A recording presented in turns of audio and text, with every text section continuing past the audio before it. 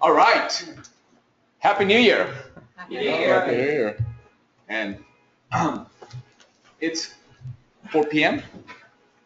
just about, and we're maybe by my watch it's 4:02, and we're starting somebody's car. Yeah. Car I keys. think Joy might have been or something. Who's in my car? Ariel? Keeps running out every time she does Welcome it. those who are here joining us online, literally from all over the world. I counted this program, How to Have Your Best Year Ever, was broadcasted to 45 countries. People from 45 countries joined in 1 year when I did it. I've been doing this program since 2006. It's one of my favorite programs to do, and I usually do an all-day program minimum, but I'm doing a half-day, and I want to give you guys the template. Those of you who have not, if you haven't downloaded it at home, I sent you a free gift to the template, and of course, the reason I do longer sessions so we can get some of the work done while we're here. So I'm going to give you the framework so that you can go home and do it. And if you're listening to me at home, and if you haven't received the email, it was sent day before yesterday, and I can send it to you again. Please send an email to support at the Winner Circle Inc. and we'll be able to give you the whole goal setting format that you're going to talk about today. And welcome again. If you don't know me, if you're listening to me at home for the first time, this is Roger Salam, founder and CEO of the Winner Circle. And I have here, I do this webinar, and the reason I call it more like a fireside chat, because I hate doing webinars, because webinars, I feel like I'm talking to a dark hole and talking to myself. So whenever I do a webinar, I always invite few friends so that I can talk to my friends while people, hundreds of people, of course, there's at least, those of you who are at home, you can't see it. I didn't turn on the webcam. There's about a dozen people in my living room sitting here so that I can talk to friends and share what I have. And I feel the energy for me flows better when I get live people, and it'll be interactive. So if you're at home, you want to make sure, if I'm going to ask you to raise your hand, please do raise your hand at home. I know it's going to be silly if you're at home, but do participate, not for me, for your own sake, so that you're alert in the process. And so I'm going to skip about myself. I've got really a lot of stuff I don't know how much I'm going to be able to cover today. So we're going to stop. And whatever I can cover, we'll cover, and rest if we'll do another session. And so the ground rules, how to get the most out of this or any seminar, and it's number one, stay present. It's not as easy as it sounds. In personal development, we have a saying called be there where you are, because all of us can be here, obviously physically, but mentally we can be elsewhere. And at home, it's even harder for you because I can't see you. So all kinds of distractions you may have at home, at least I have somewhat of a control environment over here. I just drag people in, hey, come on, we're getting started. So if you're at home, I can't do that. Hey, get started. You know, I don't know what you're still doing, your email or getting cookies from the cookie jar to get ready. My suggestion is even close the door. If you've got kids at home, close the door, because this 4 hours can set your entire year. It's worth it to make that time for doing that. And how to tame your wandering mind, because it is not possible for all of you to sit here, if you're listening to me at home, not your mind to wander, because this is not the only thing that's going on in your life. And I realize that. So what I do is, whenever I am doing anything, meaning that including when I started my meditation, I always have a notepad, and one page on the back page of the notepad, I always write an action item called to do. So while you're listening to me, how to tame your wandering mind is that if something comes to your mind, I also believe that it is important. That if it's trying to remind you, as simple as that, hey, you have to buy milk on the way home, and it is important. Otherwise, but the mind doesn't have a mind. It'll remind you about the milk while you're sitting here when you can do nothing about it. And so call that client. You forgot to call that client. You forgot to do that one thing. Or you're sitting here, one solution that you've been trying, just that idea just came into your mind. And that's what I call capture device. Have a capture device. In this case, have a piece of paper. Just jot down enough. Call John. Pick up, buy milk. Pick up dry cleaning. Enough for you to remember and then come right back. Because if you try to remember, pick up dry cleaning, and at the same time listening to me, chances are you're going to miss both. Because the old cliche that man who tries to catch 2 rabbits catches how many? None. Yes. So stay present, and whenever that's my action item. If you find some action items, you capture it over there, and be ready to take notes, participate. And if you listen to me passively, if you sit there passively and listen to me, a week from today, you're going to remember anywhere from 10 to 20%. The exact same study shows if you take notes, ask questions, answer questions, when you actively participate, it goes from 20 to about 80%. Socrates says learning is remembering. So I highly encourage, and there are pieces of paper, magazine, pens, so you can use the magazine as your backdrop, and plenty of papers for you. I promise you I'm going to share things with you that you'd wish you had taken notes. And I did the presentation, I did the presentation a week ago when I was in Bangladesh, Saturday, and a very dear friend of mine from San Francisco happened to visit there, and he attended. He just texted me, I wish I had recorded your event. I wish I had better. So I am recording it, but that's for internal purposes. So if you need a piece of paper, grab a piece of paper, pen, and if you're at home, please, have your pen and paper ready and your journal for 2016. You should have a 2016 success journal to begin with, so you can take over there. And we're going to talk about breaks and restrooms. Of course, you're at home. If you have to go, you have to go. The restroom over here at the house is right behind the staircase. You'll go, because it's a half-day program, it's like 4 hours, I'll see how we feel, we go straight through. And only thing, guys, at home you're going to miss is afterwards, we're going to have dinner. So virtual dinner will be served for you at home. And we'll have dinner over here from that side. And be respectful and turn your mobile phones off. And you've made a promise to be here, and that's physically be here, because chances are that if it rings, it's going to take you mentally away from being here. And the world will go on, and all the problems that we'll have can wait. There are few of us who remember living life before cell phones. Life did go on. It's amazing, but how did people find any place without GPS? I don't remember anymore. We used to have those old Thomas guide, remember? So those who would travel, open those thing called a map. You fold that unfolds and put it out over there. So be respectful. If you have to take any call, if it's emergency, please step outside, take your call. So this is not the end of the world, but just be respectful. Take full responsibility for your success. If you want 2016 to be your best year ever, this is my first advice to you. Take full responsibility for your success. And literally the old saying that if you point your finger at anything or anyone else that, hey, why 2015 was not very successful, if you point a finger to anyone, then literally there's 3 more fingers pointing to yourself. It's a physical metaphor. Think 3 times. And finally, have fun. This is my own research. I find that people remember the most, not only when they take notes, ask questions, participate. I find that people remember the most when they all do all the things that I mentioned and have fun while doing it. Would you agree with that? Yes. Yep. Well, you're at home or in person. Is it okay for the next few minutes, few hours, we not only learn something, we have fun too? Yes. All in favor of having fun, say aye. Aye. None opposed. Motion's carried. So this is for the benefit of the people that are here, for the audiences sitting here. I got to give you some benefit for being here live. So one of the things that I find very difficult when people on my seminars that I don't know, if they're my clients, then it's easy for me, because at what level you are, at what level I should start to speak. Are you just beginning? Your level of awareness, are you somewhere intermediate, or are you really, really advanced, more than you can teach me? And of course, we can all learn from each other. So this is a metaphor, and this is not magic rope or anything. And if you're at home, I'm just have 3 pieces of rope. One is very small, one is somewhere in the middle, and one is tall. And so before I get started, what I want to do simply is see that if I can make all of you equal. So in order to make all of you equal, we're going to start with one side. We're going to start with one side, and we're going to make one side equal.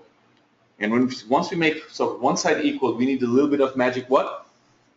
A little bit of Magic dust, of course. Once you sprinkle some magic dust, amazing thing happens. The same thing. You start pulling, it starts stretching. They start stretching. And right before you, they all become equal, but don't take my word for it. Let's count. Here is 1, and here is 2, and here is 3. Right before our eyes. Now I can begin because all of you are equal.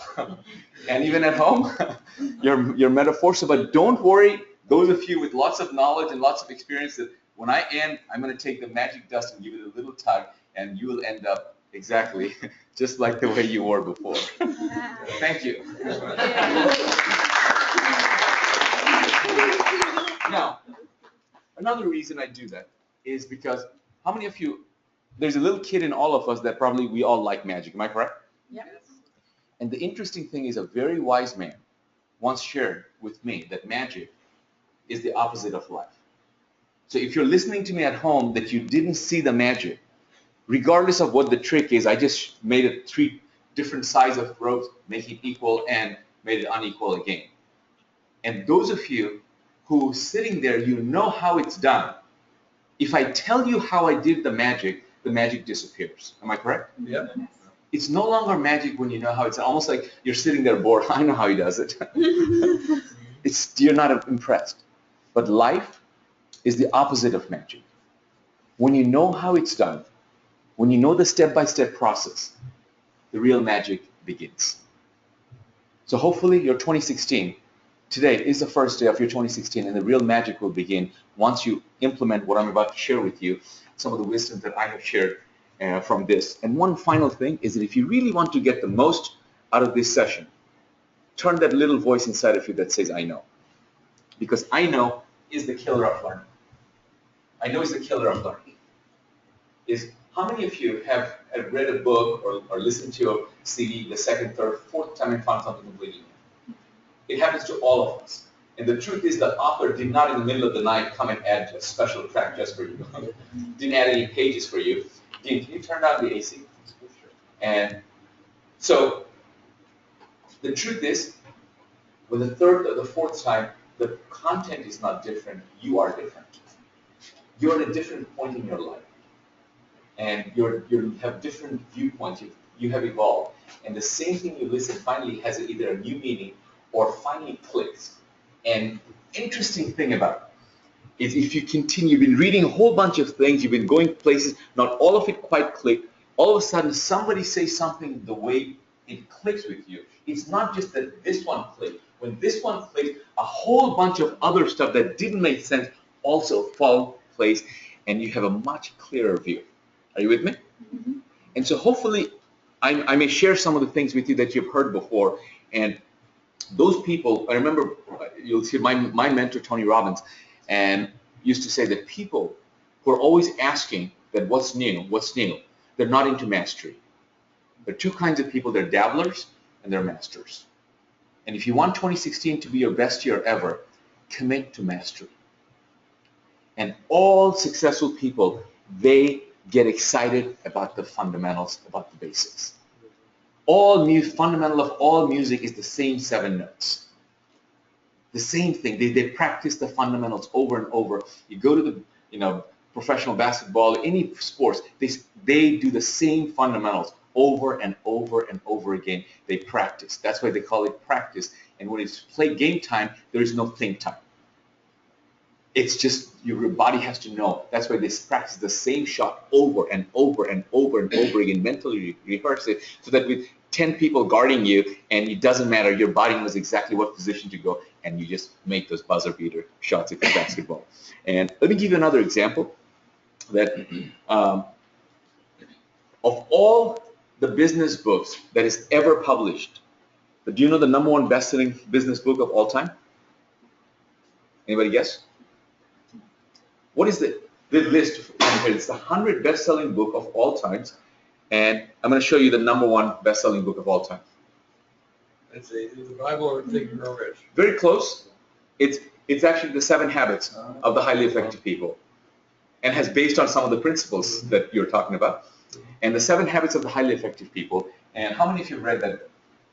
I would assume that in my group, if you're at home, if you raise your hand, if you have read that book. And my question to you is, if you're listening, those of you who raise your hand, if I ask you, first of all,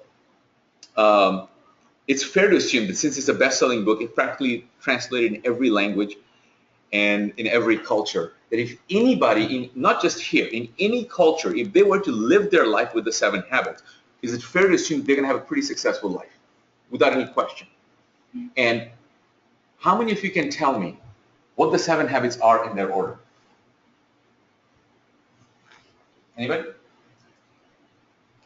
And chances are that, as I just mentioned, that if you were to live your life with these 7 habits, this is a very profound knowledge, that every habit can go down. You can do seminars on just each habit. But my question to you is this: if you cannot tell me what the 7 habits are, what are the chances of your living the 7 habits? What is it? 0. 0, nilch, nada. Because you have not internalized it. And so that's what I mean by that. When people say, I know, I read the book. Did you really? And this is the number one. So wherever I go, especially the crowd that I hang around with, 90% of the room would raise their hand. Not one person can give me, not one person. I used to play the game today because I don't have time. I'd have $100 bills. I can have $1 million right now on the table. If you don't know, you just lost $1 million. It doesn't matter what the dollar amount is. And easiest way to remember, there's 6, 7 habits. There are 3 habits of private victory and 3 habits of public victory. You cannot have public victory without having first what? Private victory. And private victory is the first habit. And here's another fascinating thing, is that the truth is you actually know the 7 habits. You've already proven to me that you know habit number 1, because habit number 1 is what? Be proactive. Be proactive. So you're just practicing habit number 1. If you proactively, you've been here. And so the problem with that is if you cannot tell me the 7 habits and have internalized it, then you're living by accident. You're not by design. So it's a hit and miss. So be proactive. So, and second habit is begin with the end in mind. So 2016 also is the question is that we're going to, when you talk about the goal setting, is we're going to look at that it's the end of 2016. We are looking back. What would you want to be able to say that happened in 2016? And begin with the end in mind. Even for this session, what do you want to happen in this session, the end? So that you can judge by the end, have I given you what is it that you came here for? And so if you're at home, when you go to any program, that's one of the things to get the most out of the program is before you go there, write your objectives, that why you're going there. What do you wish to accomplish? And the more precise those things are, you'll be able to judge yourself and if it's successful or not. Habit number 3 is, this is the habit of first things first, but this is the habit of time management. This is the habit of proactive management things. One of the things that all the time, I'm a seminar, number 1, I'm a self-admitted seminar junkie. I go to Seminars Anonymous. Because every chance I go, I go to a seminar because there hasn't been a seminar that I didn't get something out of. And so time management seminar is one of my favorite things to go because every way I can find a little bit more time. And of all the time management seminars I've been to, this is the summary. Is that you, me, and everyone else out there, the bottom line is we have more things to do than we have allotted time. And they teach us their system of how to prioritize those things, and they have different ways. That's a very overgeneralized, but still a generalized system of all time management. Am I correct? But Dr. Covey gave me the most incredible paradigm shift. Why this is profound? Because he's the first one on this habit number 3. He's the first one who shared with me that it's more important to schedule your priorities than to prioritize your schedule. Because the time management is focusing on prioritizing whatever it is that you have. But he's saying that no. First, schedule your priorities is more important than prioritizing your schedule. And we're going to talk about that also today. And the habits of public victory are number 4 is think win-win. Very self-explanatory. And I believe habit number 5 is why the world has so many problems. Habit number 5, or not practice. Habit number 5 is seek first to understand, then to be understood. And it never, ever say agree. If you notice, it didn't say agree, it says understand.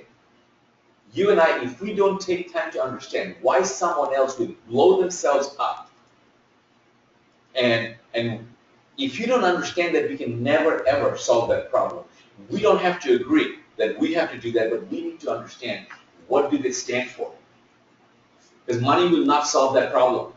Because they're willing to sacrifice, blow themselves up in crowded places. And why are they doing that? So seek first to understand, then to be understood. Habit number 6 is what Winner Circle is all about. It is the foundation principle of Winner Circle is habit number 6, which is synergize, which is synergy. And synergy is where 1 + 1 = 11. 1 + 1 = 11. If 1 + 1 = 2, I don't need you. I don't need you. And habit number 7 is really not a separate habit. It is the 6th habit of continual practice, which is sharpen the what? Sharpen the saw. The sharpen the saw is a continual improvement of all of this habit continuously. And that's why this is not a one-time, ladies and gentlemen, this is not a been there, done that. Oh, I read the book. No. And this is every single day. This is your lifestyle. This is practicing things on a regular basis. And in a sense, really, we can stop the seminar right here. This is where less is more. Because if you really want to have your best year ever, just stop right here. How many of you have kids? No. Mark, do not answer. And he has all of our kids. So I played the game. Maybe for you adults, it's too late for you guys. What if you go home and play this game with your children? I have 3 girls. They're now 10, 12, and 16, and 3 girls. And when Reina, the oldest, I think she was 8 or 6 or 8, I forget. I actually bribed her with $100, and I said, memorize the 7 habits, but with one condition, that I will ask you the 7 habits, daytime or nighttime, weekdays or weekends, holidays or on the phone, on the Skype, or any time. If you miss one of them, you owe me back a 20. Every time you miss a 1. And I'm still waiting.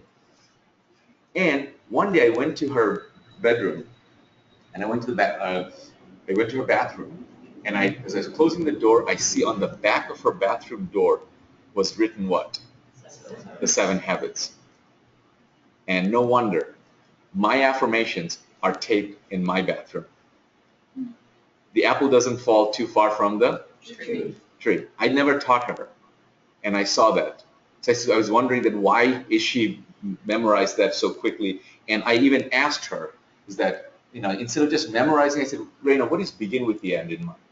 She goes, well, because I didn't know what she goes, you talk about, goal setting, what you want. I said, yes, you understand it. I want her to understand, not just parrot memorize it. And so if you take this right now with your children, grandkids, and just play this game, have them memorize for 2016, and we're going to do nothing but as a family unit, as a team, as a company, we will practice 7 habits. I promise you, you don't need anything else. You will. I guarantee it, you'll have your best year ever. Before he passed away, he actually wrote another book called The 8th Habit. Anybody know what the 8th habit is? Yeah. You don't even know the first 7. The Mark? It's practicing greatness, I believe. Leave-a-legs. What was leave-a-legs? Habit number 8 is there will come a time in your life when significance becomes more important than success. Habit number 8 is leaving a legacy. Habit number 8 is when you go from effectiveness to greatness. So it's your goal is not that how much money can I make? How can I get the most out of this? Your goal at that point becomes, how will humanity remember me? What will my kids say that I did this? What will my community remember me by? That's called leaving a legacy. And So he's one of my heroes, obviously. But today is not about 7 habits. I just wanted to make a point that my definition of knowing is until you have internalized it, until you know it, and this is my definition, is to know and not to do is not to know. To know and not to do is not to know. So literally over 100 people are on, last I checked was 143 people are online, and there's about a little over a dozen people here present, and then replay links will go out. People will get this. So from a very, very practically, one more advice before I get deep into it, it's I may share with you many things, and you don't have to agree everything that I share. My philosophy is whenever I read a book, I go to anywhere, take the best and leave the rest. Take the best and leave the rest. There's no need to argue. And even if Jesus Christ himself came down, or Muhammad or Buddha came down, they won't be able to satisfy everybody on this planet. Am I correct? Just because our religious beliefs are different. So they will disagree with him. So they take the best and leave the rest. If you don't agree, because there's one thing I promise you I can share with you that will take your life to the next level. Make 2016 a little bit better, if not your best year ever. But my goal is the things that I'm going to share with you, I want it to be your best year ever. Your best year ever. And so a little bit of my personal creed, my background, I'm going to glance over that, and my objectives today. It's my personal creed every morning I share with you. It's what do I stand for? What do I practice every day? My personal creed is to build true confidence through knowledge in the mind, honesty in the heart, and strength in the body, to keep friendship with one another and to build a strong and happy community. Never fight to achieve selfish ends, but to develop mind for right. Grandmaster June Reed, one of my mentors, gave me that creed. And back in the early 90s when I was with Tony Robbins with Life Mastery, and I met him, incredible man. He's the gentleman who introduced martial arts to the West. If you don't know, you can Google him these days, and you'll find Grandmaster June Reed. And he gave me this creed, and I fell in love with it. And almost everything that I want to practice on a daily basis, that encompasses in this creed. And I've made it my creed, and I share it with everywhere I go as my creed. And my professional background is I started in this journey of personal growth, personal development. Actually, Tony Robbins was my mentor. Prior to that was Barbara DeAngelis, how I started. And this was literally my retirement party right here in Florida in 1994. And then I came a few years ago, I met up with Tony again. And I used to be on the road 48 weeks out of the year traveling. And people ask me, how did I end up with Tampa? Literally, Tampa was my last city, and I never got on a plane in Central. Because then I went to Clearwater Beach. I took a condo on the 18th floor, and I retired. That was my first ripe old age of 29. I was done. And no bills, no nothing. And 2 months later, all the waves looked the same. I was born out of my skull. And right at that point, I got a call from England. And the guy who bought the rights for Tony for UK, he called the company and said, hey, now that I paid you all this money, how do I market you? So he goes, hey, our number one guy just retired in Florida. He's young. Maybe you can talk him out of retirement. Luckily, he called me 2 months later. Right at the timing was perfect. I said I jumped on it. I went to UK, trained the trainers, and sold out. And when everybody left, Tony left, the promoter came to me and said, hey, now that he's gone, he's not going to come back till next year. What do we do in between? Because you're the one who not only sold out, you trained all the trainers. Why don't we market you? I was just flattered. I said, wow. I said, you want to market me? And I didn't even think about myself as taking from that side to. I'll get it. Thanks. You just talk. Yeah. So I just simply on this side. And Uh-oh, that's TV. oh, that's TV. There you go. You're good. Just get there. Again, I don't know what other thing. I just need to make sure that it happens. And anyway, so I literally, that's how my own journey, people started promoting me. And I was, from here, I was traveling to UK and back and forth, and I got into internet field, I jumped back in. I just unplugged that from over there and put it coming back. So one of my clients, as a matter of fact, he just called me. It is incredible. I haven't seen him he got my invitation. He lives, and of course he was living in Tampa. He now lives in Bradenton. Ralph knows here. He's a very successful developer here. He's a very good dear friend of mine, and Tom Hyman. And Tom started this internet company back in 1997, long before people knew how to spell email. And we were the pioneers back then. And we started with Tom's internet company. Then I became, and he said, you know what? I was doing consulting, and they says, no, I need you full time. And I saw the potential of internet. And I left. That's when I just said, you know what? This is the new frontier. I jumped in with both feet.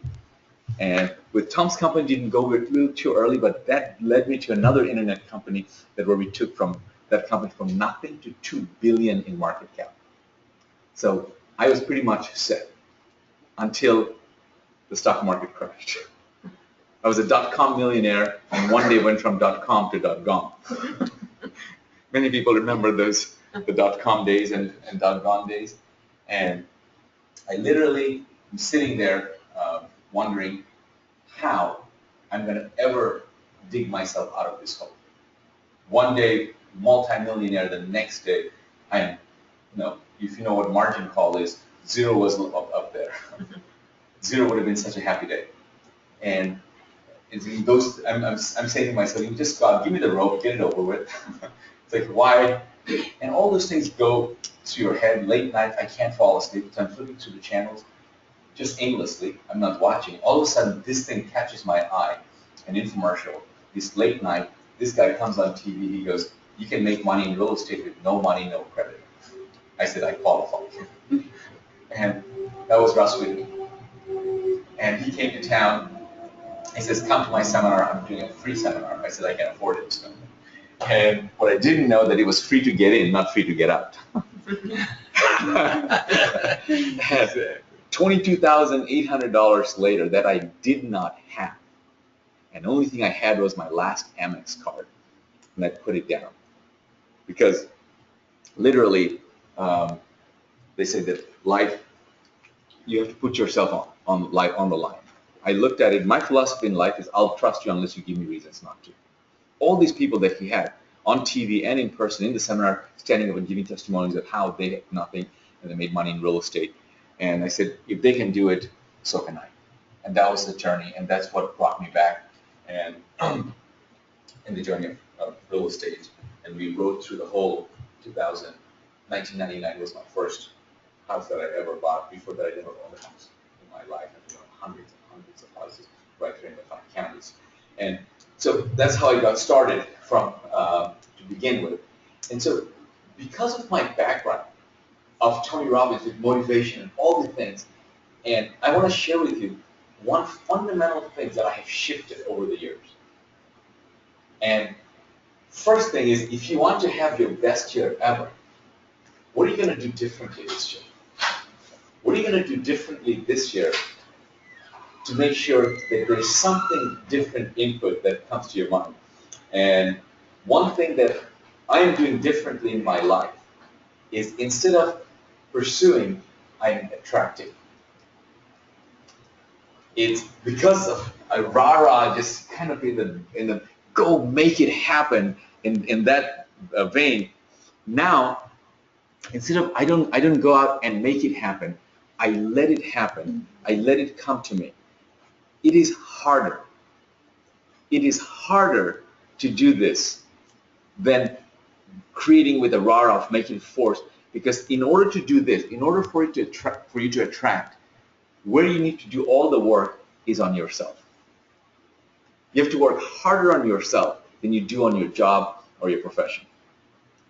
Simple as that. And the metaphor that I give, that have you ever seen anybody anywhere, any country, an ad that says, hey, we're looking for a board of directors or board of advisors? There's no ad. You get a phone call. And it's an honor to get that call.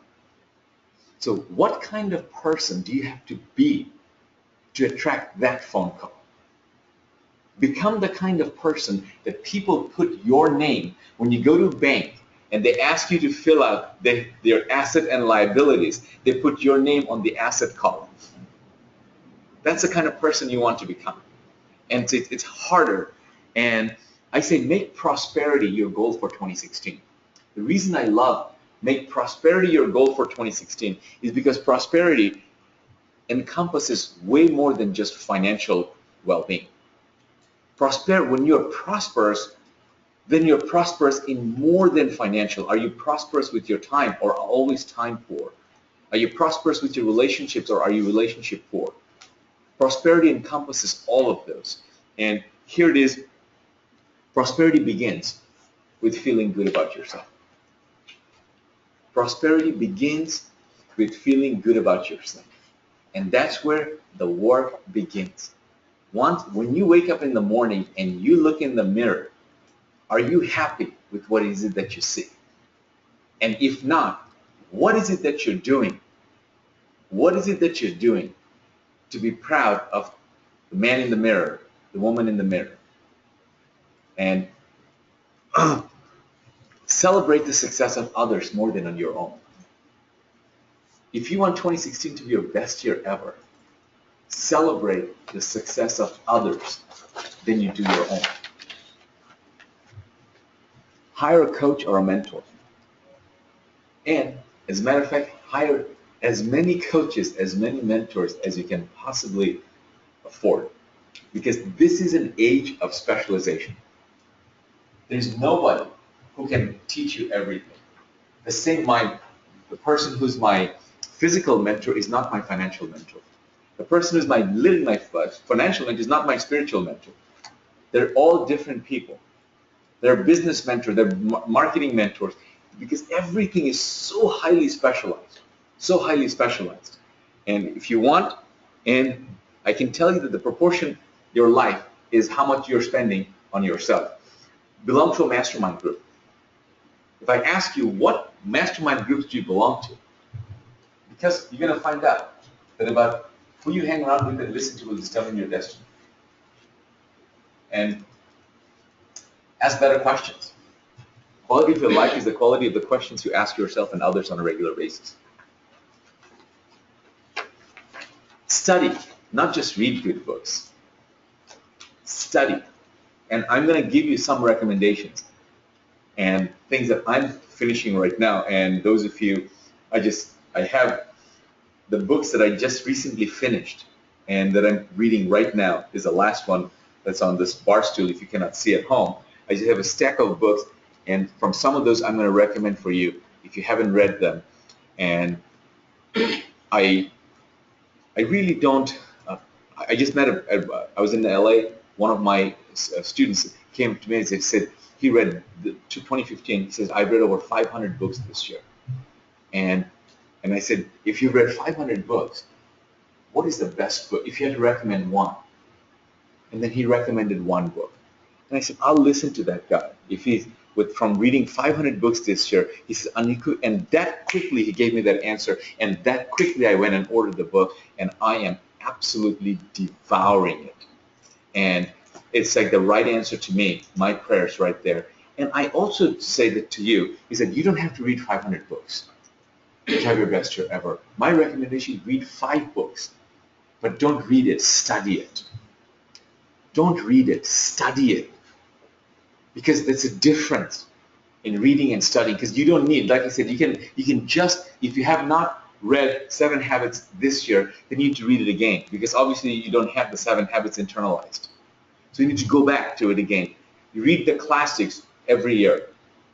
Mark over here carries the Think and Grow Rich, because how many times we both have read Think and Grow Rich, how many times we have quoted this from Think and Grow Rich, we still go back because we are uncovering still things from there that we haven't mastered, because it's a lifelong quest. So attend good seminars, because it's somebody's lifelong wisdom they have distilled for you. And it organized, you know how long it takes. I've done these seminars since 2006 every year, and I think Louis is a witness. How much I've prepared, studied. He called me. What time did I Impossible wake? to evaluate. Sorry, it's impossible. Yeah, because Too many. he was here. When he was going to. I was up 3 o'clock this morning. Again, writing. All day I was at my other office, Starbucks. I call my local office. Everywhere I go, I have an office now. I go to my Starbucks, I take a coffee, and I put my headset on so that I'm totally shut out all the local noise, and I'm in my world. And one of the reasons I go to Starbucks is because if I'm at home, I have too many distractions. I get too easily distracted. And this is another thinking I'm going to share with you. It's called inevitability thinking. It's not positive thinking. And inevitability thinking is what's going to make you successful, not positive thinking. And so I'm Starbucks. I have to behave. You know, I just can't put my foot up and do whatever I want to do. That little bit of I cannot tell you how many people were Starbucks, who came, who went. I can tell you nothing because I was completely zoned in. But I still had my decorum of that in, which I cannot have all the time at home for doing that. So attend good seminars and build quality relationships. If you want to have 2016 your best year ever, and I'm going to go into, these are the things that I'm going to go into a little bit more detail, and I'm not going to have time to go all of them, and I'm going to share with you resources for the things that I couldn't finish if I cannot finish within this short time. Is that fair? So that you can just pick up. Today's the beginning of your having your best year ever. And we cannot possibly give you all of these things. So what is considered the most powerful law of success? Of all the tools that Mark was sharing with me, Mark and I attended, he was doing a seminar this weekend, and I had the pleasure and privilege of attending his mastermind in Cape Coral, Sanibel Island. And prior to that, we were at Ross Whitney, both of our mentors. He was doing an event, business event. And both of us, were students of success. And that's what attracted me to Tony Robbins.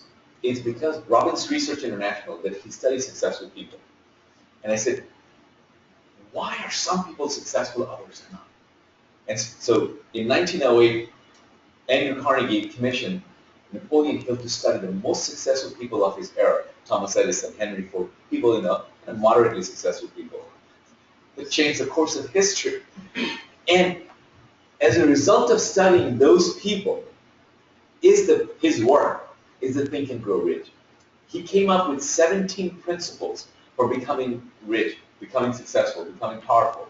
And out of the 17 principles that he came up with, 3 what he called foundational principles, and 14 are supporting principles. That comprises the 17. And here I am, a student of success. I'm always looking for the Holy Grail. Is there the silver bullet? Is there one thing? Because, just like you and me, I am also lazy. We're looking for that. And I'm telling you, there is no silver bullet. But the closest I came is right there. Napoleon is the grandfather of the whole personal development movement. And his 13 or 17 principles, the 3 foundational principles he called number 1 is the definiteness of purpose. Number 1 principle for success is definiteness of purpose. That is knowing what is it that you want. Because if you don't know what you want, any path will take you there. Because it doesn't matter. But the moment you know what is it that you want, the most powerful principle for achieving it is the principle of mastermind. Is the principle of mastermind. And that is the cornerstone of the Winner Circle. And that is when I read that. After reading it before, I've read it in the 90s, but it didn't sink in. So 2006 is when it sunk in that, wow, right, like it just hit me that if that is the most powerful law of success, mastermind, what am I doing not joining mastermind? What am I not focusing on mastermind? And I could not find what I was looking for, so then I started there with a friend of mine. Right here in this house. I bought this house where you're sitting right now. I bought this house with no money, no credit.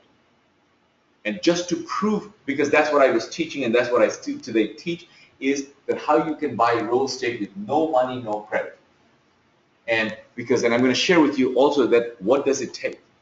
And to prove that point, because I was buying, low-income house, cheaper houses, But as just to prove, I bought this house. This is my guest house since 2006 until last year, or the year before. I moved in here. Up until the whole time, this was my guest house. I live in Carrollwood, which is about 20 minutes away from here. And to prove to my students that, hey, you can do it. Because at that point, it was like $2.7 million house. And do rich people get in trouble? Not only do they get in trouble, their troubles have more zeros in them. So I was able to buy this house. It's a lot easier to get $1 million discount on a $2 million house than to get a $50,000 discount on a $100,000 house. It is a lot harder to get a $50,000 discount on a $100,000 house. So, and as a principle of Mastermind, and this is where it started right over here. And I formed, since then to this minute, anything good and great that has happened to my life, not indirect, not, I can directly trace it to my mastermind. Directly trace it to my mastermind, that somebody came to my mastermind and part of my mastermind has connected me to Ralph, has connected me to Mark.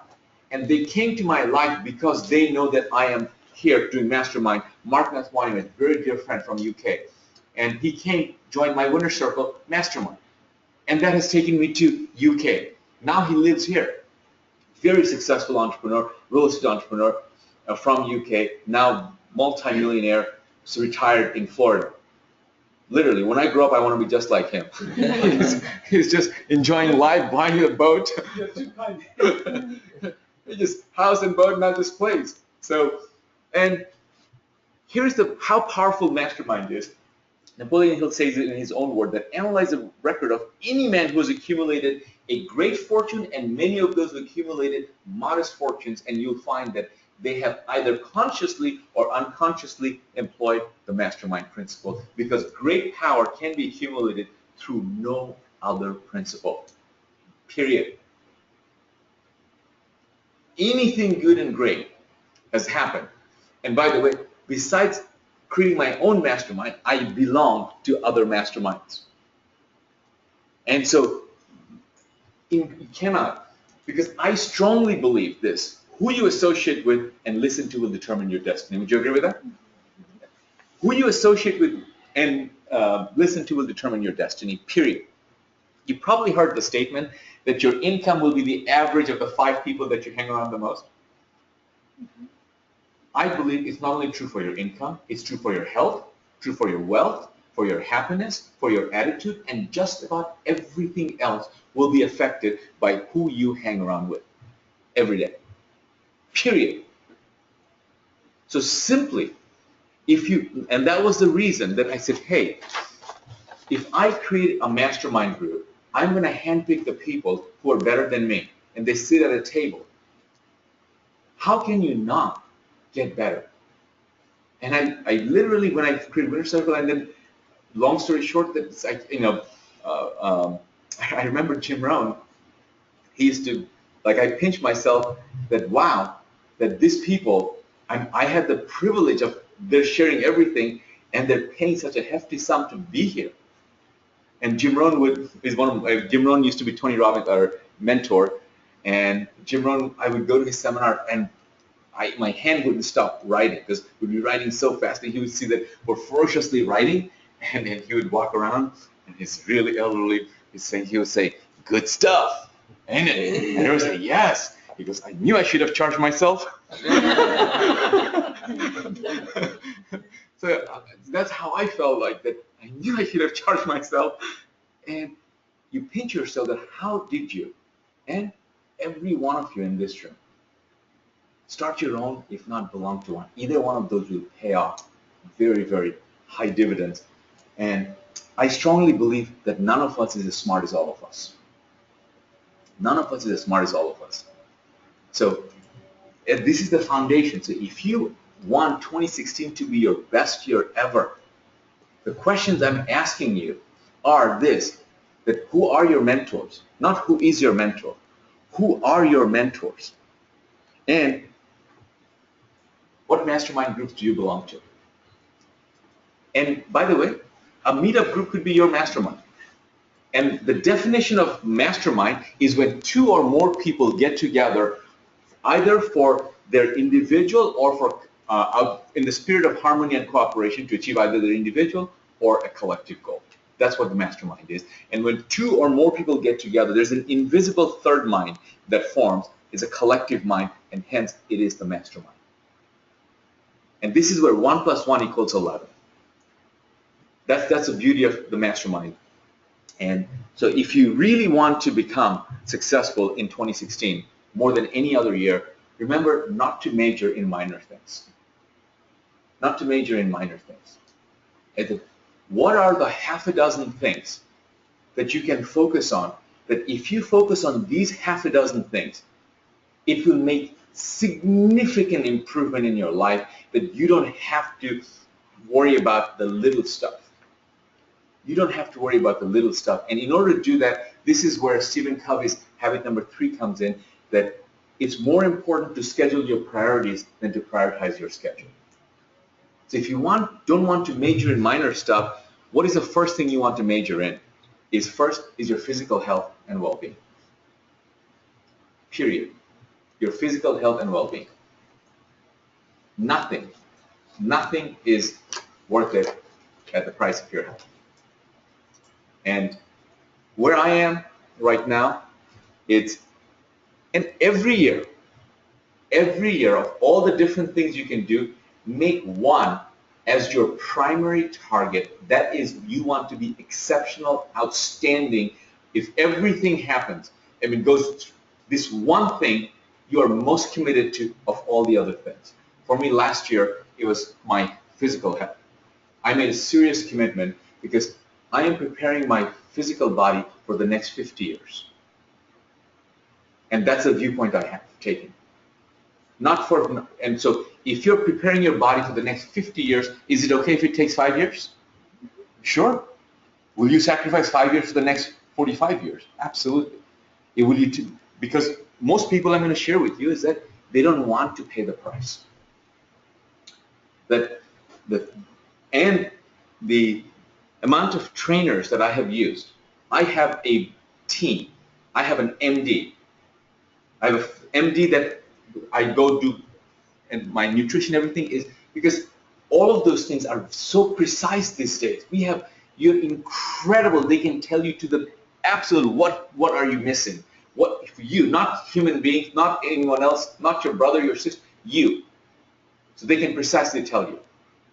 And I also look at my MD, and he is in about my age and has a six-pack. And I said, I sought him out from a lifestyle magazine. I picked up the magazine and I saw him and I said, wow, this guy looks incredible. And he's an MD. And his name is Dr. Francisco Torres. I was at his office yesterday.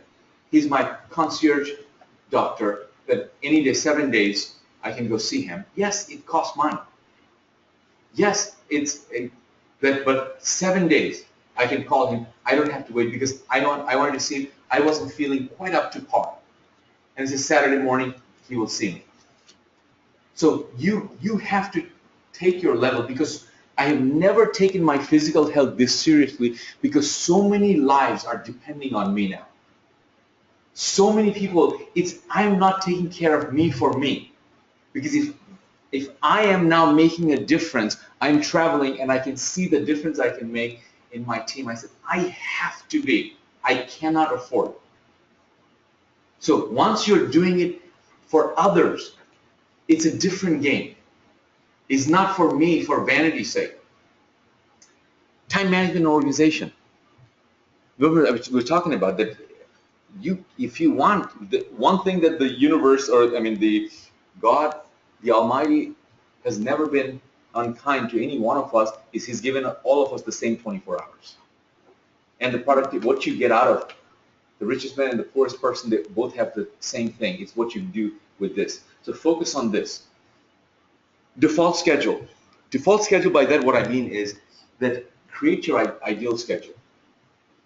Write down in the vacuum that absolutely today, this is one of your homework, that if you had to schedule your ideal life. At what time would you wake up? And it's okay. You know what? I used to say that, that there are people, all kinds of people, that this is not like early to rise and early to, that the early risers are the only successful people. There are people who wake up at the crack of noon. But their lifestyle is different. There are just as many successful people. So I'm talking about you. What time would your biological clock, if the world revolved around you, what time would you wake up? How many hours would you sleep? What would you do when you wake up? All of those things, so what your ideal schedule is, because if you don't have your ideal schedule, how would you even know if you deviate from it? And life will throw you off, and now then next day you come back to it. Next day you come back to it. Create your default ideal schedule. And it's amazing that how the world sort of comes together to make you live most of the time. Of course, if you travel like me all the time, it's more difficult. You have to be 10 times more committed to your physical health and stuff if you're traveling, because you have so much more excuses, so many things go wrong, but you still have to do it, still have to maintain. And by the way, most people, one of the things that I have within my physical health well-being, I have a nutritional coach. His job is nothing but because he's known as America's fitness champ. I have the MD. He's looking from the MD perspective, so that everything is overridden by him. So all the others report to him. I ask him which my trainer is doing this to me, and then what medical and everything else. He knows my primary physician, and all of this he's coordinating. He's the quarterback of the team because they're all specialized. And the strength coach is not my flexibility coach, because flexibility is powerful, and you schedule those. And one of the most important thing about physical fitness, well-being, is when people think about, hey, I want to go and become, I'll lose weight, I'll be physically fit. First thing they think of is, I'm going to hit the gym. Am I correct? Most people's ideas fit the gym, and I'm just telling you is that 80% is your nutrition. 80% is your nutrition, and here's the other thing: people confuse nutrition with supplements. Nutrition comes from your food. 80% is your nutrition, 15% is your workout, and 5% is your supplements. So if you don't, you can have absolutely incredibly, if you lose weight, if you simply watch your diet, 80% of it will happen. So without hitting the gym. And if you hit the gym, it hits faster because you increase your metabolism and stuff. So what time will you go to gym? What's your default schedule? Do you like to work out first thing in the morning? Do you like to work out second thing in the morning? Or third, or fourth, or end of the day? What is the time that you prefer ideally? And then you adjust it on a daily, weekly basis, because life will throw things at you, but you still schedule that priority. Schedule that priority. Otherwise, it's not going to happen. That I know myself, here's a difference, that the gyms are full now. Give another week, it's back to empty again. This is the last week of being full. It's just every year, it's no different, because it's human nature. And this is 95% of the people who make a gym commitment quits. But you want another statistic? 95% of the people who hire a personal trainer keeps it. So the question is, yes, oh yeah, it's going to cost me more. No. What's going to cost you more? Your physical fitness. If you're serious about it, you hire a personal trainer. And so what you can help yourself with is hire a personal trainer if you're serious about your physical well-being. And I know myself that when I travel, when I make my hotel booking for the next city, I book a personal trainer in that city. Because I know that if I land and I make an appointment, I'm not going to do it if I don't go from that side. Simple as that. So really, really, your appointment And then I look at my schedule, what time I can schedule the personal trainer, and you do it. Otherwise, it's not going to happen. And if I find, another thing is, along the way, if you find a better quality trainer, hire them. Fire your old one. Fire your old one if you're not getting the results. Because it's your life. I just hired an incredible, he's a Hollywood celebrity trainer. I mean, this guy, if Steven Spielberg wants to make a movie and he sends a picture that, hey, I want my lead character to look like this picture in 89 days, he delivers that in 89 days. But he owns you for that time. And so, but he will give you, if you say 69 days, he will deliver it in 69 days. And so that kind of precise. And technology is there right now that to help you do that. So default schedule. And the myth of balance. When I say the myth of balance is that, hey, make your primary goal one thing. Like I told you last year, the physical fitness was my #1 goal. And I was spending at least 3 to 4 hours a day in the gym or gym related. Do you know how much time that is a commitment when you have a business and travel and things to run? It is not possible without the commitment. So if you have to commit 4 hours to the gym, something has to give. So that's why I say that make one thing, one aspect of your life. There's no such thing as balance. The best thing I can tell you is this. The book, if you want to read about what I'm telling you, the truth of it, there's a book called Off Balance on Purpose. Off Balance on Purpose. The question is, what is it that you want? And I'll give you what I mean by that. I actually saw an interview with an Olympic swimmer. Her interview, it's so simple, but hit me with that. She said, you know what? In her interview, she said, I don't ever remember having dry hair. For a woman, they want to go to the salon, they want to have their hair done, and she goes, I don't remember having dry hair. Because in order for your goal, if you want to be an Olympic gold medalist, she goes, I wake up at 5 o'clock, by 6, I'm in the pool. And I'm in the pool for 4 hours, nonstop. And I get out at 10:30. I could barely just towel dry my hair because I got to go to class. And I go to class by 2 o'clock. Before my hair got a chance to air dry, I'm back in the pool again from 2 till 6, another 4 hours on the pool. And then by the time I get up, I just towel dry. I have to do dinner. I have to do my homework. I am so tired. By 8 o'clock, 9 o'clock, I don't remember. My hair didn't get a chance to dry. So if you want the gold medal, now will you tell her that her life is off balance? Because she's willing to sacrifice. If she's not willing to sacrifice, someone else who wants that gold medal will.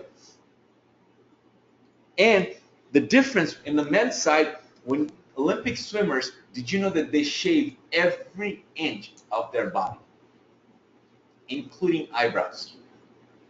Because when you are an Olympic swimmer, what is the difference between a silver and a gold medal? Is it a minute? Is it a second? You cannot measure it with your normal watch. It's 1/100th of a second, because they have to have photo finish. So for that, every follicle could be the difference. Resistance. So they have to be they're willing to sacrifice. So what is it that you want? What is it that you desire? So you cannot have the financial year, your health year, your parenting year, all of those in 1 year. If you're trying to balance it, you're not going to be good at anything.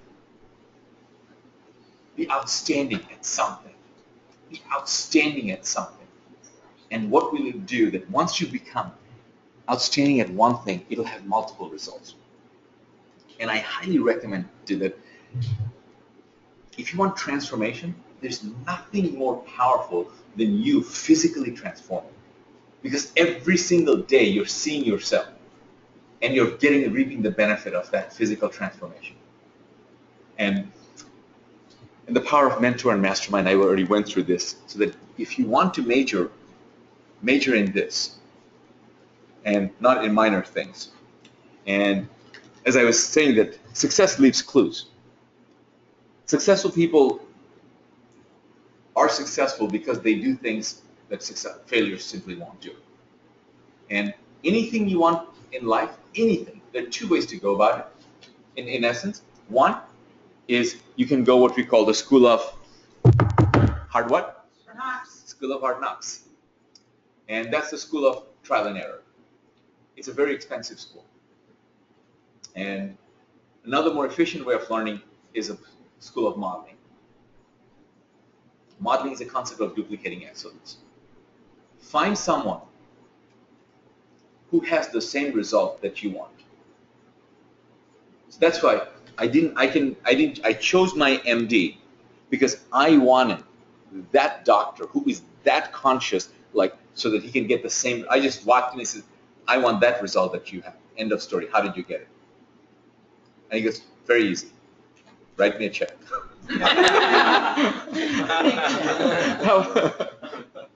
And I remember also that another friend of mine, he's a mentor of mine, he says that, he goes, he always hires the most expensive lawyer and the most expensive accountant. Because the difference between a $100 an hour attorney and a $300 an hour attorney, or a $1,000 an hour attorney and a $3,000 attorney is this. If you go to a $300 attorney, he will give you the answer. The $100 attorney will also give you the answer and bill you for 3 hours of research. But he just wasted 3 hours of your time, and he gave you the answer that you're looking for. I remember, literally for me, personally, I had the experiences that I hired a lawyer for my immigration, I remember, my green card. And I went to lawyers after lawyers, at least a dozen.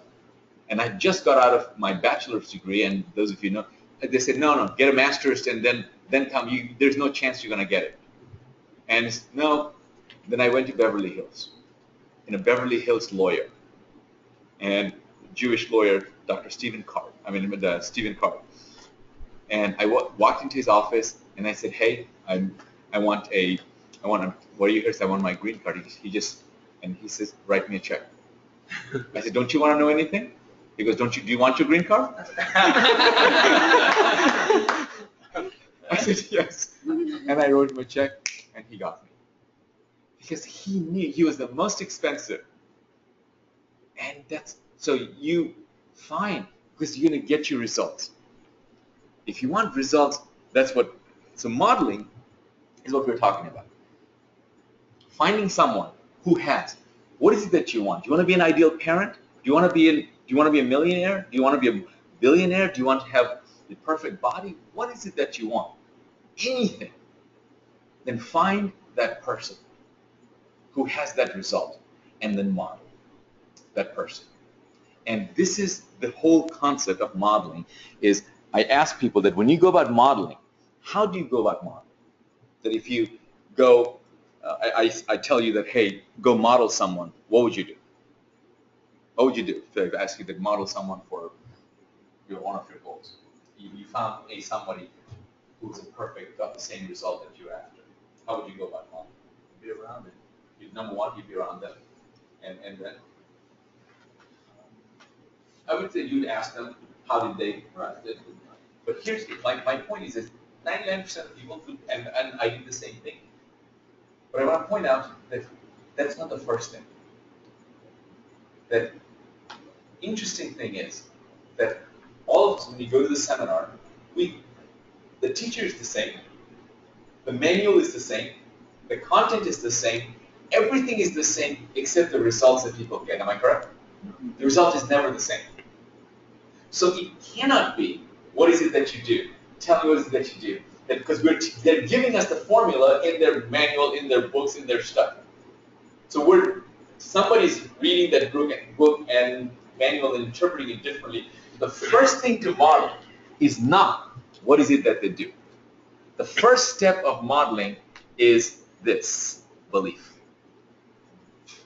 First thing is belief. Belief, if you want to know what a belief is nothing but a feeling of certainty. Underline the word certainty. Because stronger the certainty is, stronger the belief is, the faster it's going to manifest. Simple as that.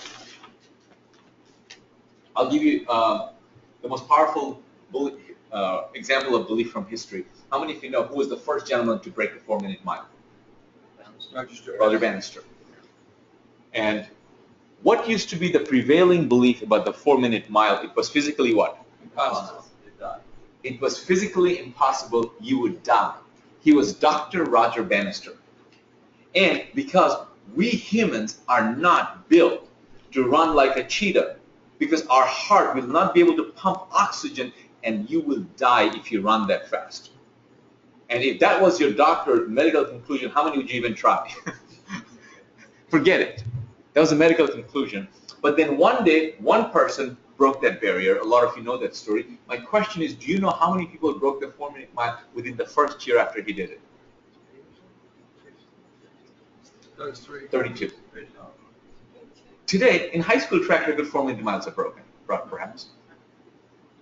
My real question is, all of a sudden, on that day, after Roger Bannister broke the 4-minute mile, all of a sudden, what changed?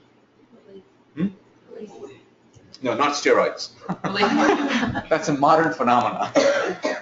Understand that they say before they can do the 4-minute mile, first thing they say is, if Roger Bannister can do it, I can do it. So can I. It's the first thing I say to myself, and I'm dead broke, and I saw all these real estate investors making money, and I was looking for a mentor, and the mentor is willing to give me the map, but what I need to supply to the map is my belief. And I said, if they can do it, all these people can do it, so can I.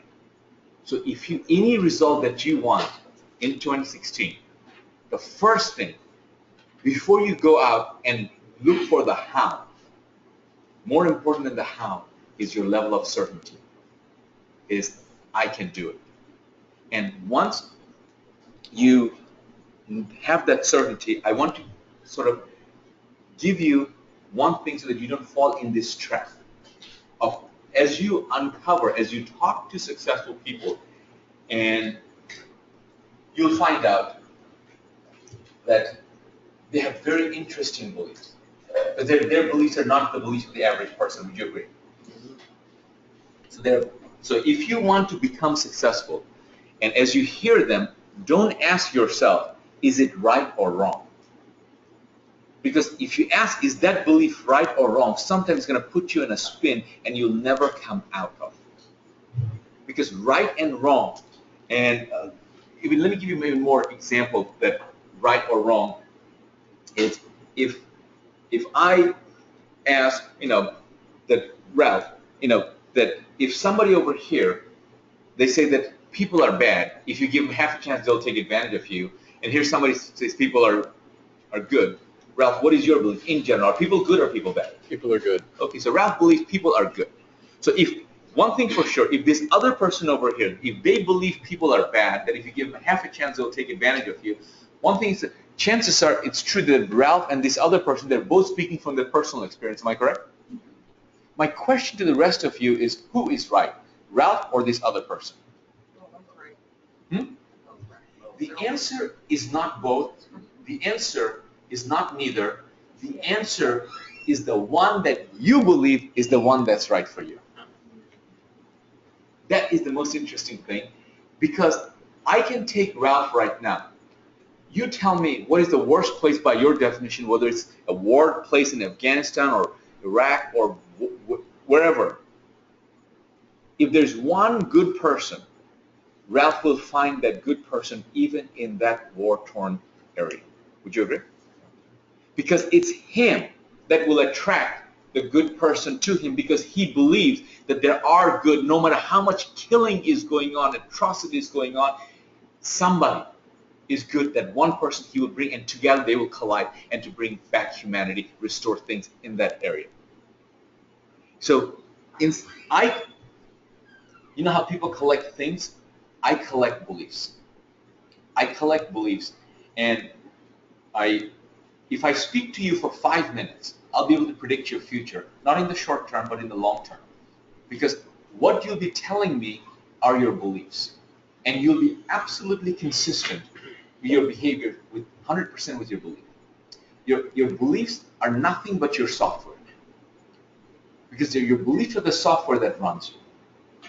So if you really believe that they're the software, this body is the hardware, when was the last time you had an upgrade? I understand you're on iPhone 6 now version, but you're on Belief Still 101. And my boss, my first boss at Tony Robbins, he had Ralph's belief that he believed people are good. And he said, you know what? Because now that he's called me in his office, and now that you're going to travel all over the country, and he says, I want you to know that people are good. And you're going to come across good people. But he said, I also want you to know that in this entire world, there's only 3 bad people. The problem is they travel a lot. Because they travel more than you do. And when I say that I collect beliefs, I'll give you a good example. That the famous American comedian Will Rogers, he had a belief that a stranger is a friend I haven't met yet. A stranger is a friend I haven't met yet. Now, if you ask yourself this question, that you're willing to model Will Rogers, and you say that, hey, is that right or is that wrong? A stranger is a friend I haven't met yet. Oh, let's hitchhike. There's a hitchhiker, stranger. I'm going to pick him up. And you hear all kinds of horror stories about hitchhikers, and there's just as many good people. Instead, from this moment on, what I want you to ask is never, ever ask the question, is this right or is it wrong? Because the only 2 kinds of beliefs in this world that will serve you are, 1 is called empowering belief, and the 2 is limiting belief. Empowering versus limiting belief. Now, right at that moment, as I discovered it, I was going to get on the road, and I was going to meet people. And in a way, think about it, that now that I travel even more, that every person that, if I travel to a different country, the first time I met Ralph, there would be a stranger. Am I correct? But if I approach Ralph with the belief that, man, he's out there to get me, versus this is a friendship waiting to be developed, will my energy flow be different? Yes. Absolutely 100% different. Ladies and gentlemen, I would rather go through life believing that every stranger is a friend, knowing very well that in that process there will be a couple of people who will take advantage of me, than go through life with walls and not let anyone touch me. Don't let the exceptions make the rule. Don't let CNN run your life. You know what CNN stands for? Constant negative news. So people are good. Don't let the 2 people that's going to take advantage of you and you shut out the whole world because of those 2 people. And so ask yourself, any belief that you're finding out, that is it empowering? So I say to myself just like that, if I believe that every stranger is a friend, will it empower me? The answer is yes. And I said, then it's right for me. I want you to also understand that the reason I say that it is not a joke that when was the last time you had an upgrade, meaning that the same thing that you are understanding is that when the same belief that once in your life used to be empowering may not be empowering anymore. That if you're a 3-year-old, if you have children, and if your children are little, and you tell them, don't talk to strangers, is that empowering at that age? Because in this day and age, yes, don't talk to strangers. At 3 or 4-year-old, it is empowering, but now you are 23 and you are in sales. And you wonder why your sales career is not going anywhere. Because that is no longer empowering. So the same belief that once would empower you will no longer empower you. So you need to upgrade. So there was a time in your life that you're going to say, you know what? Youth is power. Then when you go past that, then you go, experience is power. Because that's what empowers you right now. So you take that. So empowering versus limited, not right versus wrong. So once you do that, I promise you, the next step will become easier, because first is number one to model is belief. But once you've duplicated their belief, then you model step number two, which is strategy. Now we're talking about the know-how. Now we're talking about the how. And if you want to know what strategy is nothing but a recipe. Strategy is nothing but a recipe. Because if I give you my recipe, guess what? You have my cake formula. So you follow it, you get to bake the same cake.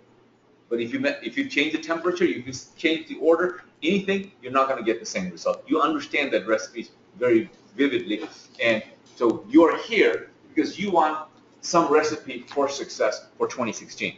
And I'm sharing with you my recipe. What am I doing for 2016? What am I doing differently? And so, power of one idea. Power of one idea.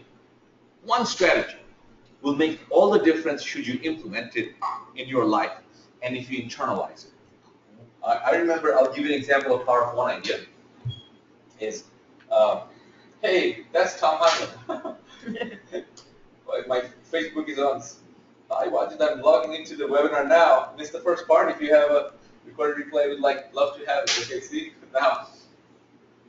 So, and power of one idea. This one idea. The very first company I got a job out of UCLA. I was with Northland Environmental. I rose to the top. I was the #1 grant manager, and then the company went bankrupt. And I was literally so down, but I wanted to pick myself up. I went to a seminar, and I don't remember anything from that seminar, but the seminar speaker said, if you want to become successful, take successful people out to lunch. That's all I remember, and I remember so vividly that, and I was so broke, and I raised my hand, and I asked him, I said, if they're so successful, shouldn't they take me out to lunch?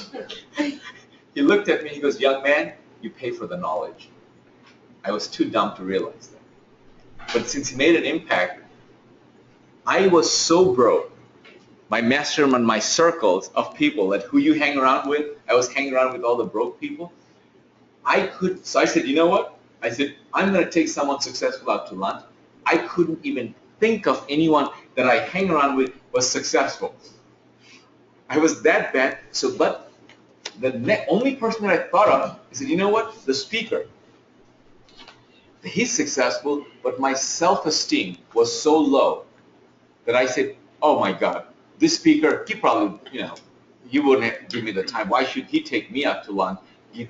I didn't even bother asking him because of my low self-esteem. But I did a little bit, had the courage. I remember there was one of his students who was successful using his teaching who introduced him. And I said, you know what? That guy, since he's recent success, he probably can relate to my failure more than the speaker. I'll call him. Long story short, I called the seminar company. They didn't have, I guess, all this privacy laws. They actually gave me his phone number. I literally got his phone number, and I was living in LA, so I called him and I said, sir, I saw you. I was so impressed with who you are and how you introduced me to the success that you've made. I said, may I have the privilege of taking you out to lunch? And he goes, he was, of course, he says, wow, flattered. And he says, great. So I said, great, give me your address. And then I go, Blossom Hill Road, San Jose. I said, excuse me? San Jose? I said, you're in LA. He goes, yeah, I flew in. I forgot people can fly in. And I'm in LA. So those of you who don't know, LA to San Jose, that's about a 6-7 hour drive. And I said, I said, I'm in LA. So he goes, oh yes, you're in LA. So he goes, don't worry about it. He was so kind. He goes, I'm going to, call me anytime. It's ridiculous for you to ask to drive all this thing to take me out to lunch. And I said, no, thank you. I don't know what happened.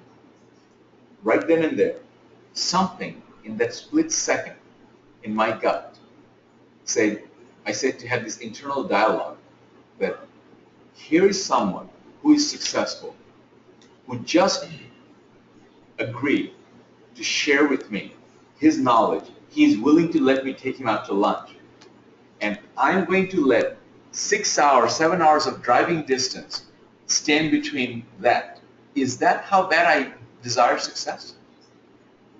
Right then and there, something snapped and I said, no, sir, I will take you out to lunch. I remember vividly, I got up at 4 a.m. to drive to take him out to lunch. And I was so broke, I borrowed the money, the gas money, and I bought, with the money, I bought a little extra. I bought one of those, remember cassette players? Those, what cassette players are? I bought one of those cassette players on the drive.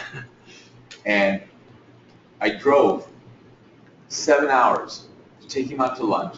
And I sat down with him for lunch and I said, sir, it is so important that everything that you share with me, I cannot write as fast, perhaps you can talk, and I have a long drive back. So that I can listen to it again, do you mind if I record our conversation? May I have your permission? Number one, how much impressed he is that how much value that I'm putting into his words, that his time, that how serious that I am, will he more likely to share even more? Yes.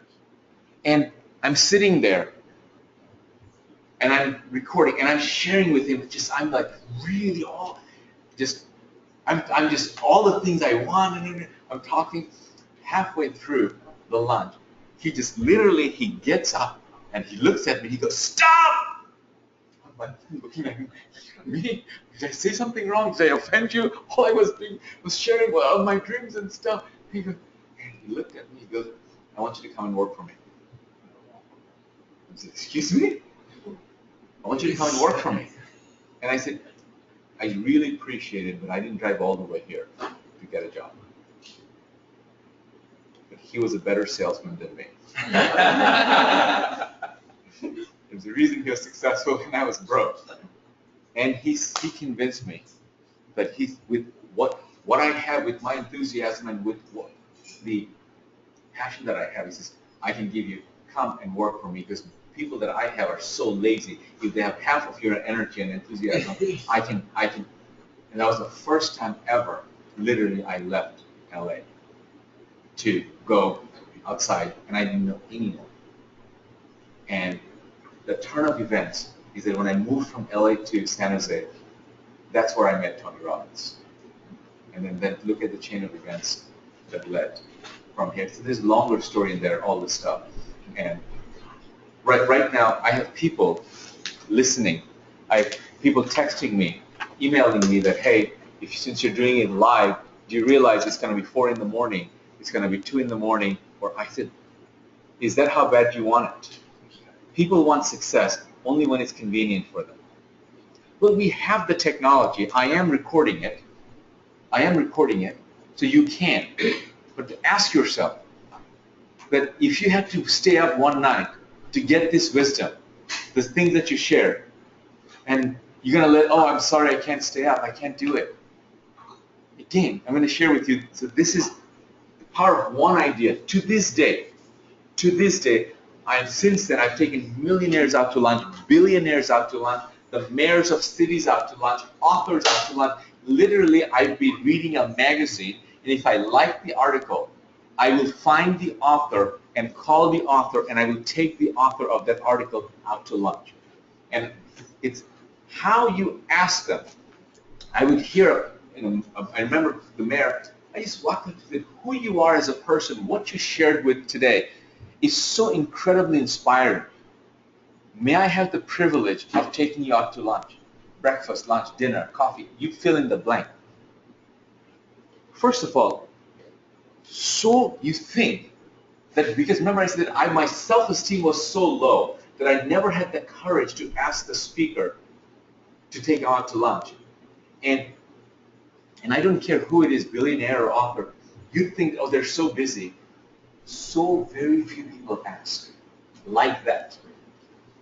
Like that, because I have absolutely no vested interest, nothing, but may I have the privilege, who you are as a person, what you have shared with us today, this evening, this morning, inspired me so incredibly. May I have the privilege of taking you out to lunch. When you have asked them like that, what is the first thing you have done? You have stroked their what? Ego. Let me tell you, folks, they are so excited. They are so stoked. They are so happy. When you take them out, they end up paying for lunch anyway. They're your secret to free lunch. Because they're going to pay you back somehow for striking their ego. But I'm just telling you, it's incredible. And I'll give you one secret for busy people. If you want to take somebody who's so busy and you're seeing literally that somebody is in your meeting, offer them a ride to the airport, to wherever they're going next. Chances are they have an hour's drive. You have a captive, somebody, they're going to take a taxi or a limo. They would rather give you the time because they have to go anyway. That's a secret to taking successful people out to lunch, breakfast, because they don't have time. Their lunch, breakfast things are typically spoken for, but not the taxi ride. So you say, when you land over here, next time you come, you call me, I'll pick you up from the airport and take you where you want to go. You do whatever you have to do to get access. And so the power of one idea. You never ever know the power of one idea implemented to this day is one of my favorite strategies for successful people. Because the truth is this, every day in 2016, chances are you are going to have lunch.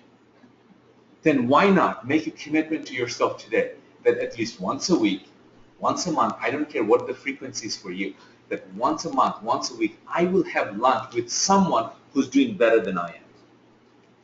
And better yet, plan, schedule those priorities. Who, if it's once a month, it's only, we're talking about 12 people. That's not much. But you can call, schedule those 12 people that I want to have lunch with you in March. I'm going to be in your town. May I have the privilege of taking you out to lunch? And I'm giving you 3 months advance notice. So whatever day you want, I will schedule. I'll be there on that day. So power of one idea. And because I don't have the time, I'm going to give you the summary of one line. The biggest barrier, this is the biggest barrier to your success, is your blank that is, and here it is. The biggest barrier to your success is your believing that it's possible. Because once you believe, then how will show up. So if you want to achieve it starting right now, you must believe that you can win in your chosen profession or business and in life. Right now, this moment, raise your certainty that you will. Regardless of what happens, who comes and who goes, you will become successful in your chosen life or chosen profession.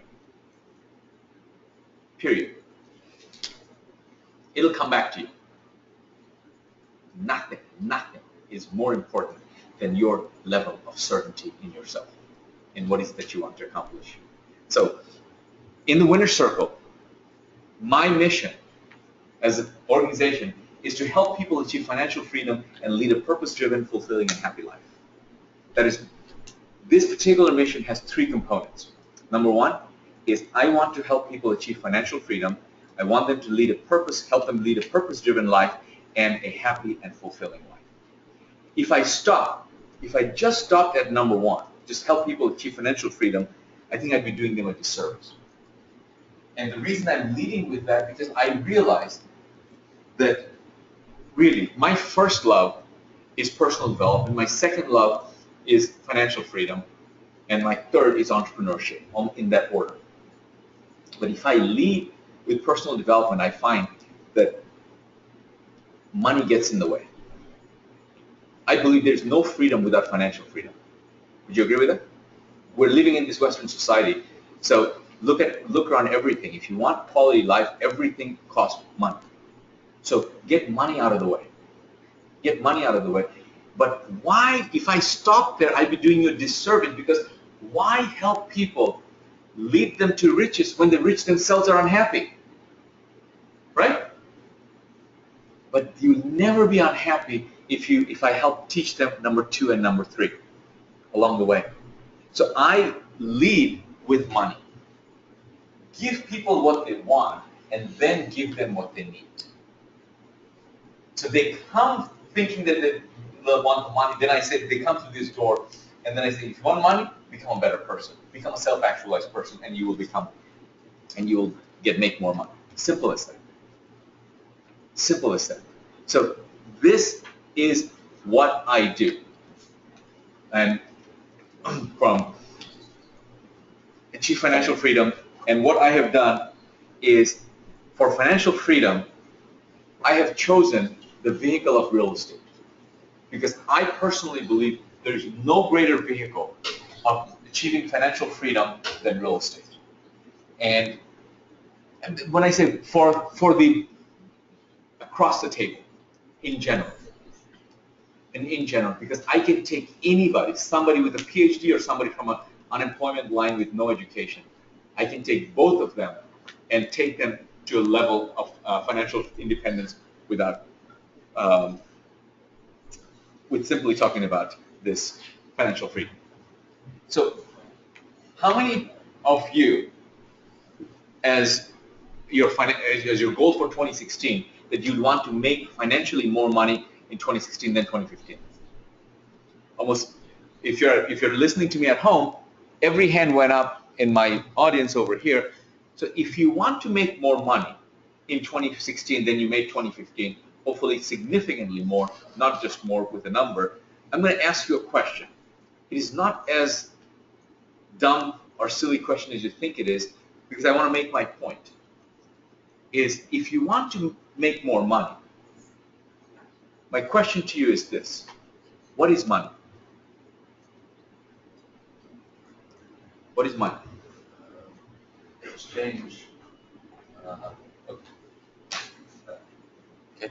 Anyone else? The measurement of value served. Measurement of value served? Energy. Huh? Energy. Money is energy, and It solves problems. it solves problems. And all of those are correct answers, not to my question. You're giving me the answers of what money does. Money does give you energy, money does solve problem, money does create exchange. I did not ask you what money does. I asked you, what is money? If you have to explain to your 6-year-old, I want you to picture, you have to explain to your 6-year-old, or you have to explain money to somebody who have never seen money for the first time. How would you explain? What is it, money? I want an answer, not a PhD answer. I want an answer that if I tell you what money is, knowing what money is, I promise you, before you take down these steps to go out, you will be able to make money. And I said, I promise you. Something that allows you to buy this. Okay, again, that's what money does. It's a reference. It allows you to, that's what money's role. I did not ask you what money does. I'm asking you, what is money? Service. Huh? Power. Okay, again, money gives you power. It's a piece of paper with green ink. Okay, I said, again, if she said money is with green, what about coin? That's not money? Coin. Or coin. What about yen? What about wire transfer? What about that plastic? Yeah. So what I want is one answer that will cover everything about money. It helps you trade with anything else. Exchange. Yes. So see the same thing that again, all of those are functions of money. All of those are functions of money, and the point I'm trying to make is this. It's if this was a gold bullion, and you are after a gold bullion, is it possible, if you don't know what a gold bullion looks like, that you're going to walk right past by and not pick it up because you don't know you don't have an idea of what it is? Am I correct? You will pass it by because you don't know what a gold bullion is. Why should money come to you? You don't even know what money is. It's amazing that you and I have come this far in life and without having this. So if you take nothing from me, one of my mentors that came into my life 2 years ago, but now today's not 3 years ago, one of the gifts that he's given me is he made me realize that 70% of what I say comes out of this mouth I don't understand. That means I don't have a very clear idea of what is it that I'm saying. And here I am, quote unquote, guru, doing seminars, not here, all over the world, making a difference. And he asked me, and I'm not pontificating standing from here. No better than you at home or here, is I answer because I know exactly the watering holes that you go to get your answers, because I've been to the same watering hole. So the same answers that you're giving now, any seminar I give, pretty much without exception, are the same answers I get over and over again. What is money? They're all giving me what money does, and they're all different. And if you give me 10 different answers of what money is, chances are 9 of them are wrong, at least, if not all 10. So, and I'm going to prove it to you that, and from this, that 70% of what comes out of my mouth, I don't understand. But my first definition is this, in terms of that, hey, if you cannot explain to me precisely what something is, then the chances are that you don't know what it is. If I ask you what is electricity, and you cannot explain to me precisely, you and I don't understand electricity. End of discussion, period. So with precision, you cannot tell me what money is. And when I tell you what my mentor gave me, what money is, I promise also that I will not have to explain to you the second time, because it resonated with me, just like chances are very well it will resonate with you that I'm telling the truth, because that is what money is. And first thing he made me realize is, he goes, although it's semantics, because we make our languages, we make money. So now, how many of you want to make more money? And all of you raise your hand. I want you to realize there's only 2 kinds of people who make money in this world: governments and counterfeiters. They're the only 2 people who make money. You and I do not make money, we have money. We have money, which means just that semantics should separate that you cannot go after money. You have to do something so you have money.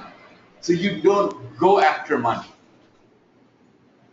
So change your language from this moment on, and I deliberately say how many want to make money to make the point so you understand make money, but from this moment on, say you never make money, you have money. So if you want to know, if you want 2016, you want to have more money, first understand, have a crystal clear idea of what is money. And before you write down, this is the overriding principle, write down clarity is power. Clarity is power. When you have clarity, it is like lifting the fog. All of a sudden in a dark room, you shine a light, you can see there's nothing, no obstacle, you just walk around it, none. You don't stumble on anything. So here's the definition of money. If you want to know what money is an idea backed by confidence. That is what money is. Money is an idea backed by confidence. Now, every language, every currency, every culture, it is the same definition. And you look at in your life, every time somebody, for your project manager, Laura, that somebody gave you money, is because they have confidence in you. If they did not have confidence, and when you talk on the cruise to them, immediately what you gave them is nothing but confidence. So if money is an idea backed by confidence, if you want more money, you need more of what? More of what? Confidence. So it has nothing to do with how much you have in your pocket. You have 2 nickels to rub together. If you walk from this moment on anywhere where you're asking for money, all you have to do is stand or sit and project confidence. The reason people give Mark $100,000 for a client, for him, he just, in front of me, half a dozen people signed up for $100,000 is because he projected to them what? One thing, my friend. That's one thing, nothing else. Because he didn't prove them nothing. In that time period, nothing. That short period of time that he did the presentation, his presentation was nothing but projected one thing, which is what? Confidence. Confidence. People will pay.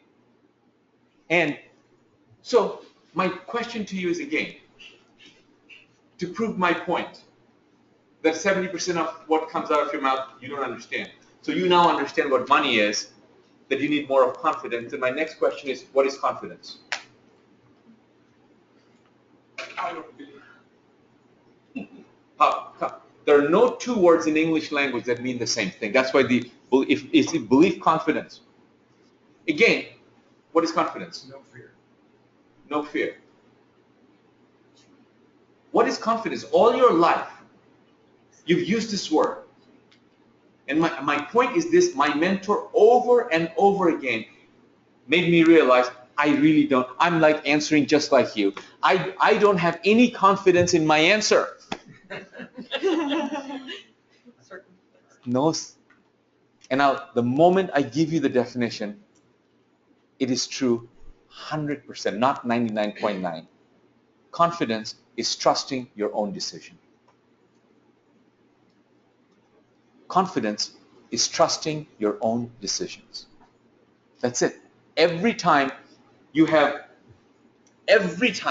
confidence, that's what you're projecting. When Mark's saying that I will give you invest $100,000 with me, I will give you $500,000 in exchange. You'll make $400,000 more for that $100,000. He has that confidence in his decision that he has made. Every single time, that is the truth. Are you with me? Yeah. Yes. So if nothing else, if you live your life with this kind of certainty, that every single time you walk out, where you go, in your health, in your meet, you will have never, I promise you, never ever have to worry about money. Because when Louis, you go for your investment, your people are writing you checks. You have literally, people have written you checks in front of me in that last 2-3 weeks since you have gone. It's because you have projected what? In your venture. That your biodiesel venture, he has an incredible business that where he's helping the planet at the same time, doing well while doing good. And people are writing him big checks. Is because they have confidence in his idea, in his business. So every single time when you go to a job interview, they hire you versus someone else because they have more confidence in you versus any of the other people. Am I correct? That you're going to deliver.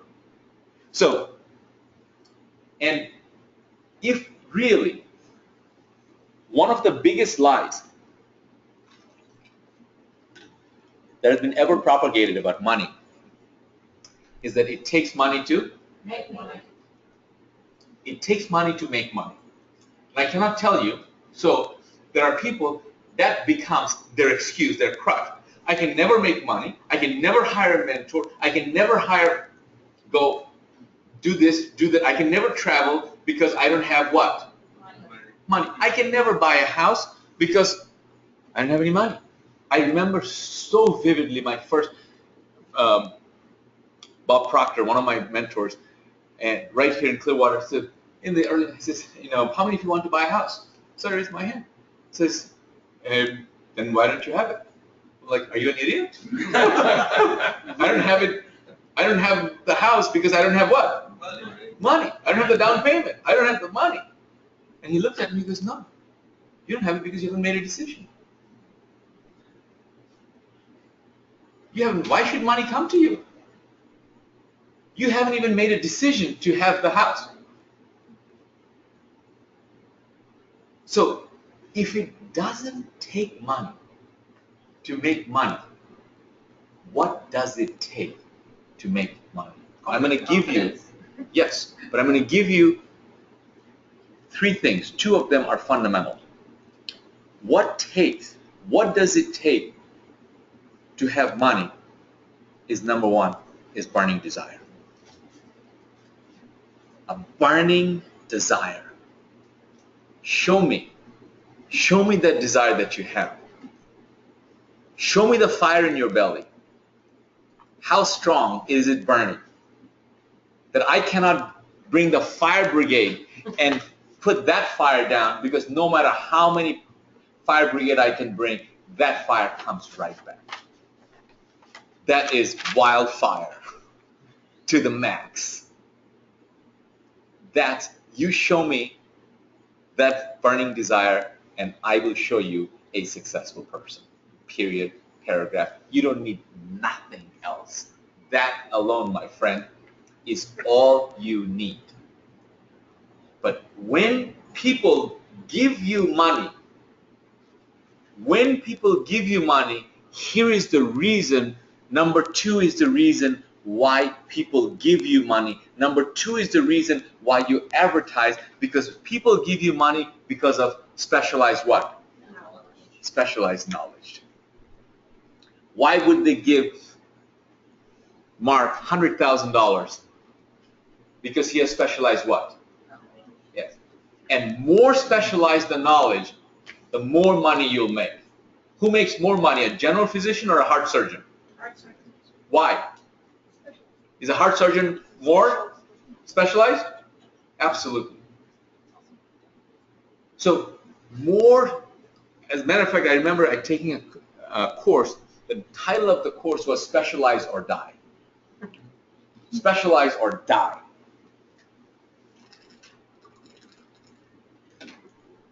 And specialized knowledge. Every single thing. So right here this is a house that you're sitting in, this house, but I cannot tell you how many people walk in here and say, how could you possibly buy this house with no money, no credit? And here, it's been 2006, it's here. So because I have specialized what? And that's why from a realtor can find you the house, but they cannot buy the house because they don't have the specialized knowledge. So they think that they don't have the money. That's why they take that house and give it to someone else. Because any house I buy from a realtor, they could have bought it cheaper than me, right? Just by definition. They found it, if they take their commission, they would have bought it for cheaper. I'm not a realtor. So anytime, anything, why people will pay you is ask yourself, what is your specialized knowledge? So that if you have in child care or elderly care, because that's your specialized knowledge. I don't know. Valerie has a business, she's an entrepreneur, has an elderly care, home care business. Because that's her specialized knowledge that somebody pays her, and if they don't, and the more specialized that gets, the more you'll be able to demand. More you'll be able to demand for that side. So the third thing, it's not a criteria, but the third thing will accelerate your wealth, your having money, is having a mentor or coach to accelerate your success in any shape or form. So, and burning desire, specialized knowledge, mentor, coach to accelerate your success. Anything. And you see the overriding principle in everything that I'm sharing with you is clarity is power. Clarity is power, so that you have very clear idea of what you're talking about. And there are 4 kinds of exchange, because you're correct that the money, that when you want to, in order to have money, you don't make money, you have money. Am I correct? Right. So in order to have money, you have to exchange something. there are 4 kinds of exchange. There are 4 kinds of exchange. The first is called the criminal exchange. Criminal exchange is simply this, that if I sell you, I buy, and you want to buy this highlighter, Mark. You pay for this highlighter, I took the money, and I didn't give you the highlighter. So I took the money, but I did not deliver. That's criminal exchange. Very just simple criminal exchange. The second exchange is called partial exchange. So in that example, so if you now bought this highlighter, so when I give me money, I give you the highlighter, but I did not give you the cover. So it's called a partial exchange. So there's something that you paid for because this is part of the pen. So she gave me money for the highlighter, but I did not give her the entire highlighter. I gave her the highlighter without the cap.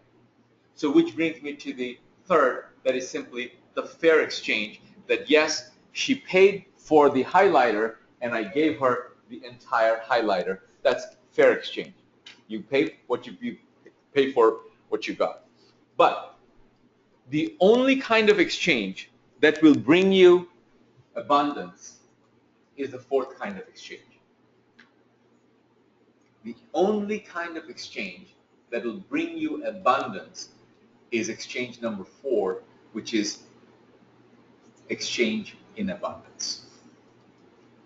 This time is very simply is this, that she paid for the highlighter, and when I gave her the highlighter, I not only gave her the highlighter, but I also gave her an extra pen to go with the highlighter. That is exchange in abundance.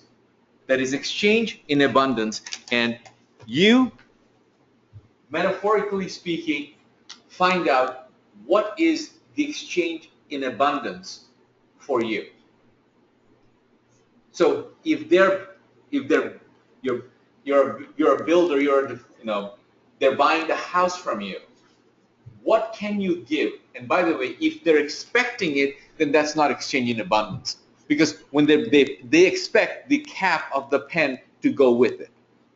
So, but they're not expecting perhaps a warranty or an extended warranty that comes with it. That what kind of peace of mind that you can provide them, that will give you the exchange in abundance. Time and time again, you will think of, in your profession, in your business, everything that you do, in your consulting, that what can you give them that they will consider an exchange in abundance for you in your profession to do that.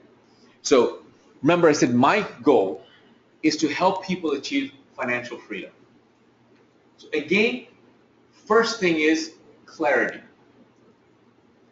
So in this room, I don't think there's anyone else, almost like I sometimes ask rhetorical questions. It's not even point asking who wants financial freedom. All of us, we're working for financial freedom. So my question to you is this, then, what is financial freedom? I want a precise answer. What is financial freedom? Mark? Enough money to do what you want. Okay, great. What is financial freedom, Louis? It's you make so much money with the interest on the money you make, like it's like unlimited wishes that you can pay. Okay. It's freedom. Valerie, what's financial freedom? Afford to go on vacation whenever I want to and for how long. Mark? Naswani? An abundance of confidence. An abundance of confidence. That's what makes you money. Okay, again, what I want is, I want an answer. It will fit everyone. Yes? Rich enough to reach your dreams. Rich enough to reach your dreams. So, I don't know what that means, but I can tell you, I want one definition that is so clear, so simple, that it fits every one of you in this room, at home, outside, in any culture, any country. Financial freedom. Financial freedom is simply this: when your residual income exceeds your expenses. Your residual income exceeds your expenses. That's when you're financially free. Think about it. And if financial freedom, the answer is residual income exceeding expenses. Just 4 little words tells you the entire story. Less is more. So then the next natural question again is, what is residual income? Because I did not say income exceeding expenses. I said residual income exceeding expenses. So what is residual income? Residual income is income that continues to be generated after the initial investment of time, money, and capital. So that means, as opposed to linear income, where you get paid one time for work performed. So what would be an example of linear income? Your JOB, your job. You go, you perform your work, and you get paid once. And next month, next week, next day, if you don't go to work, do they still give you the paycheck? No. But you had already invested your time. So if residual income is you work one time, when your residual income is greater than your expenses, you no longer have to work. When your residual income is greater than your expenses, you no longer have to work. And that, my friend, all of us are after, whether you realize it or not. We're after residual income. So from now on, I want you to start thinking of residual income. Every one of us, we have the linear income, but that linear income, when that comes to you, that's what you take it to create also residual income. The old model is a net worth model that all our life we work, we save, and save, and then when we retire, we start drawing down, and down. Then the 2 biggest worry becomes is, will I outlast my what? Savings, my retirement. And with medical advances, people are. So they're worried. So, but residual income is not dependent, it's not drawing down. It is every month you've done the work once, but you get paid for a long time, if not forever, for much longer time. And with that, the question is, now that you understand residual income that you work, is if you stop working today, how long could you last before you have to go back to work?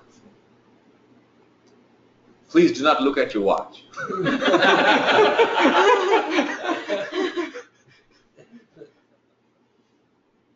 So, and the answer is that, guys, even if you're looking at the watch, things can change now, 2016.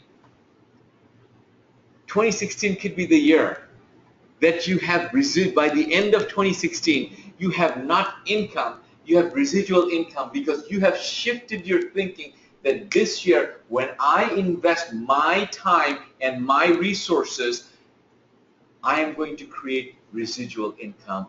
And now you know why I chose real estate as my primary vehicle for financial independence, because real estate is the easiest and the clear example of residual income. Is when you buy the house once, you find it once, you pay for it once, how long does it keep paying you? Forever. As long as you own the house is the answer. So if you create enough houses, and the beauty of that definition, when I say that financial freedom is your income, residual income exceeding your expenses, and there's 2 ways you can become really free. If you can live your life with $5,000 a month, that means that your bills are $4,000. You are financially free. After you pay all your bills, your lifestyle, you still have $1,000 left. Versus somebody who makes $1 million a month, but their expenses are $1.1 million. They're in a trap. They can never get off that treadmill. They can never. That's where they have the big house and the big everything else, but they just cannot get off because of the trap that they've built themselves. But if they could lower their style from 1,000,001 to just 9.9, they could become financially free. They could become financially independent. So what you can lower, and there are some people, 50,000 is not enough. Then maybe Donald Trump is $10 million is not enough expenses. So whatever your expenses are on a monthly basis, if you hit that residually, then you don't have to work. And really, somebody asked me, what your goal in life is. I simply sometimes say that my goal in life is to do things because I want to, not because I have to. When you come from that side, that you're doing things because you want to, not because you have to, it's an incredible place that you come from, that you can walk away. And I haven't bought a round trip ticket in the last 3 or 4 years. And literally, I buy one-way ticket, I go there, if I like it, I'll stay longer. If I don't like it, I come back the next flight. Literally the next flight. Then, don't like, come back. And I don't have to come back to the round trip the same place I came from. All this, the society has conditioned you to get trapped that this is no longer true that round trip you get cheaper ticket. Your one-way ticket is cheaper. If you know how to look at all these sites that you have. And last minute, I'm flying to Houston tomorrow. Just decided, I hired a new mentor.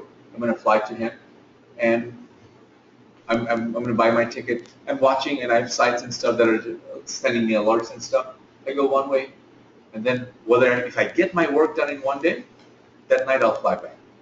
If I need another extra day, I'll stay that extra night, and I'll make the decision. But if you buy a round trip ticket, and if you need that extra day, that $150 of change fee plus the fare, you end up paying more for the round trip ticket. And you have all that, stress of you have to come back on the certain time, you have to go back to the certain city. What if you meet somebody that over there, another opportunity to take you to somewhere else, and you're free to go? So do things if you want to, not because you have to. And one of the most important skills to develop for 2016, one of the most important skills to develop in 2016 is this particular skill. And some of you have heard me, but I'm going to go into a little bit deeper than I normally do so that you really understand, especially people at home. If you haven't heard me speak on this topic, this is one of my favorite topics. And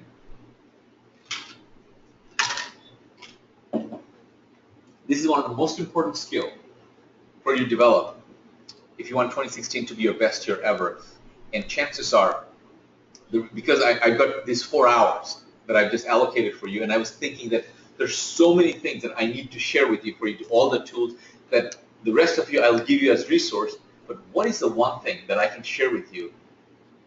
The one that I chose, because I can show you goal setting and all, so I gave it to you, my goal setting guidance, because there are gazillions places that you can go for goal setting and stuff. What I'm sharing with you, nobody is talking about it. Nobody's teaching you. And no matter where you go, when we go to seminars, when you come here, when you read a book, what you're looking for is we're looking for the answers that we don't know. We're looking for the solutions that we're after. Am I correct? Basically, bottom line is we're looking for answers. But I'm here to tell you the skill that you need to develop to have your best year ever is questions. Your questions are more important than your answers. So I'm going to delve a little deeper today on this topic so you really understand the power of questions to transform your destiny. And I'm talking about seriously, same thing. I'm going to ask you all throughout is more questions. The questions, what we're going to cover is that why questions are more important than answers. What is a question? It's not as simple as you think. I think by now it's clear to you that if you don't have that clarity, you don't know what it is. Power of questions, why questions are not taught anywhere. If this is one of the most important skills for you to have, has anybody ever taken a course on questions? Never. Why? Other than here. Actionable versus philosophical questions. I'm going to also give you the difference between questioning versus complaining. Questioning versus complaining, and how to formulate a better question. How to formulate and ask a better question.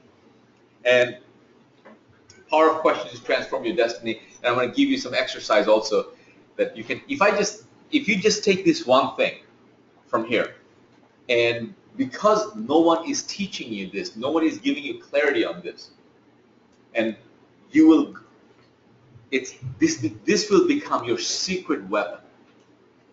Because if goal setting is everybody's doing it, so you have to do something beyond goal setting if you want to get ahead than the rest of them. So this is your secret weapon to become successful. And so I'm going to share with you how I became aware of this, and I want to give you some, and how I became aware of this topic of questions is through my mentor, Tony Robbins.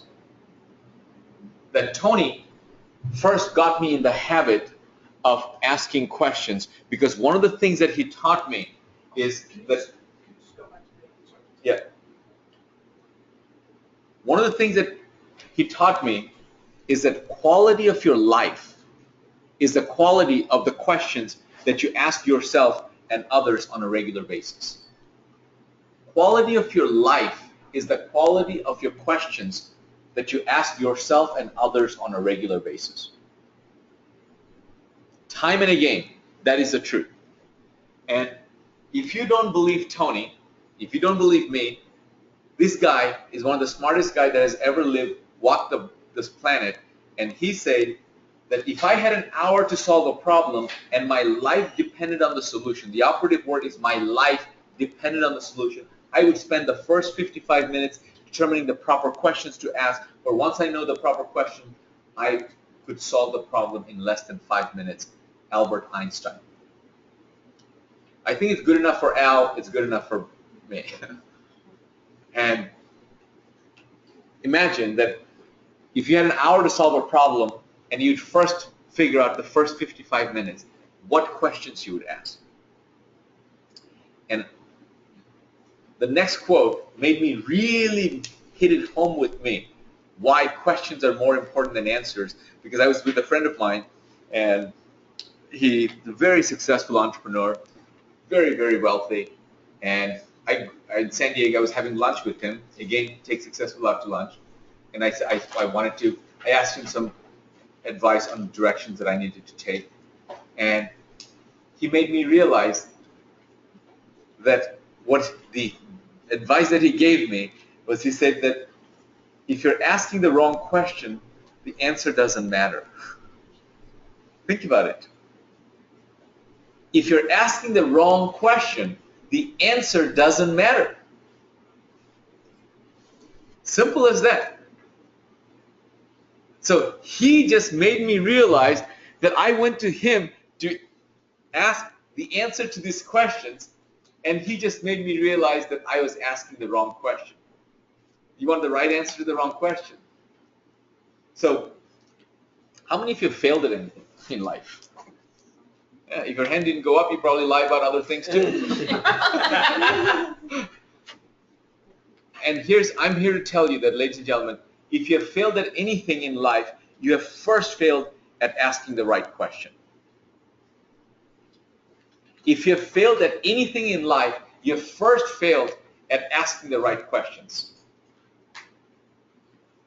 Because had you thought of that question, the answer is just on the other side. You just failed to ask that question, because that's what we say, that when we feel, oh, I forgot, we didn't think about that. That was our blind side. So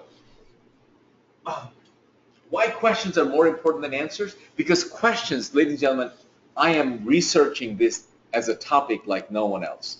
I find that to be the common denominator among all brilliant and successful change makers. All successful and brilliant change makers, there's one thing in common. They're all are brilliant at asking questions. It plays a critical role in enabling people to innovate, solve problems, and move ahead in careers and lives. Questions enable you to do that.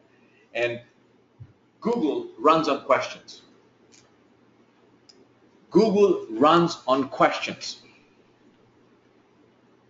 The late Steve Jobs of Apple and Jeff Bezos of Amazon made their marks by questioning everything. They question everything, the obvious, especially the obvious. And the best teachers don't give answers, they draw it out through questions known as the Socratic method of teaching. I remember the first day when I went to model Tony Robbins, and I asked him, because my selfish reason, when I saw him for the very first time, I was so mesmerized that at that point in my life, it was the most profound content I've heard, and he was certainly to this day one of the most charismatic speakers on that has ever walked this planet. And I said to myself, like he was giving me examples, and he said, people are masters or dabblers. And I said, what he's teaching is so important that I want to master what he's teaching. I don't want to dabble in it. And what better way to master than to go work for him, because he'll make sure I live it, otherwise he'll fire me. That was my number one motivation to go to work for him. I would have worked for free. But because I went there for that reason, I also ended up becoming the number one income earner by a long shot than the average person that has walked in that company. And first day I went to him, I asked him this question that, Tony, how long will it take me? Because I was going to do the presentations. I said, Tony, how long will it take me to master the presentation? He looked at me, he goes, how long do you want it to take? He said, if you do this presentation once a week, it'll take you 10 years. If you do it once a day, it'll take you 5 years. If you do it twice a year, it'll take you 2 years. I said, I'll do it 3 times a day. And that was my commitment. And that's what I kept. I remember to this day that for my presentations, all the others people were salesman Ed, I don't want to go to that presentation. There's only 6 people. I need 20 people minimum. I would drive 2 hours for 6 people presentation because I needed the practice, because I wanted the presentation. And I would go for 6 people and I would walk away with 4 tickets. And they would go to speak to 20 people and get 2 tickets. Because those 6 people, they can't escape my influence. They're right there. 20 people, they hide. And so I became, the best teachers I find they draw it out of you through questions. In the past, one needed to appear to have all the answers in order to move up on the corporate ladder. But today, the corner office belongs to the askers of questions, not the ones with all the answers. More important today than yesterday, and it'll be more important tomorrow, the art of asking questions. Because we're entering into the territories of unknown. And the only way you're going to survive is asking better quality questions. The quality of your life is the quality of the questions you ask yourself. So are you hungry for answers? First, become really good at asking better questions. If you're hungry for better answers, better become good at asking better questions. So what is a question? That's a good question. I want to give you some metaphors of what a question is. A question is like, and if you're at home, obviously you can see that, the pictures. The question is like a pitchfork, like a shovel. A question is like a lever. A question is like a spark plug. A question is like a flashlight. Shines. A question turns on the light bulb. Now, interesting thing enough is when you ask, what is a question? And we use metaphor because it's very hard to wrap our mind into really asking to give you an answer, what is question? And only thing we can do is we can use metaphors, what it is like. Metaphor is what it's like, not what it is. So it is, you can say that it's a form of speech. That's what a question is, a form of speech. But it can also exist in the mind without ever being uttered, and it's still a question. So that's not a complete answer to what is a question. But what a question does, it's the ability to question us, for us that separates us from the lower primates. That we as a human being, what separates us from the lower primates is we have the ability to question something. And questioning, it's an awareness of what we don't know, which is a higher awareness that not only separates us from the primates, but also it also separates a smart, curious person from a dullard who doesn't know or don't care. It separates us from somebody, so that it's a smart person is not who doesn't know, it's who doesn't want to know. So really, if you want to know what a question is by what questions does, questions control your focus. Questions control your focus. I am keeping you in this room. I'm keeping your focus, attention to me, is by all these questions and controlling it, and it can control any situation. It can control any situation. And especially if you're in a sales situation, is you know that in any conversation, the person who's asking the question is in what? Control. Is in control. And I want you to write this down. Control equals income. Control equals income. In any situation in life, the more control you have, the more income you'll have. And where you lose out of control is that's where you lose money. If in a project you lose control, you don't know what's going on, that means you lost control and you're going to lose money. So you built in controls. And questions do something. It has an unlocking effect in people's minds. It's an experience we have all had at one point or another. Just asking or hearing a question phrased a certain way produces an almost palpable feeling of discovery and new understanding. Questions produce the light bulb effect. I didn't even know. Did you know that there's a whole institute called the Right Questions Institute? That they study. So just like anything else, that once I started researching these things, I'm finding out incredible people, they do nothing, but they figure out because they realize that this is going to be the skill of the future. Quality of your life is the quality of questions that you ask yourself and others on a regular basis.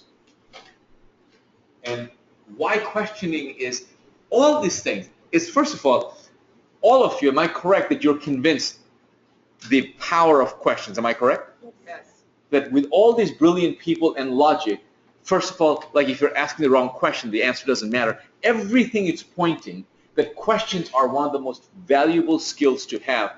Then it also naturally begged me the question that if it is really that good, why questioning is not taught anywhere? Everywhere, so I'm choosing to share with you a skill that it's not being taught anywhere, not in perhaps one of my strengths is there's so much, I just it logically bring you to a fashion that you can understand and apply. Questioning, so if you understand why questioning is not taught anywhere, you'll understand why the power of question also. Number one, it is underappreciated in business, undertaught in schools, underutilized in everyday lives. But why? Because we take it for granted that it's instinctive and don't need to think about it.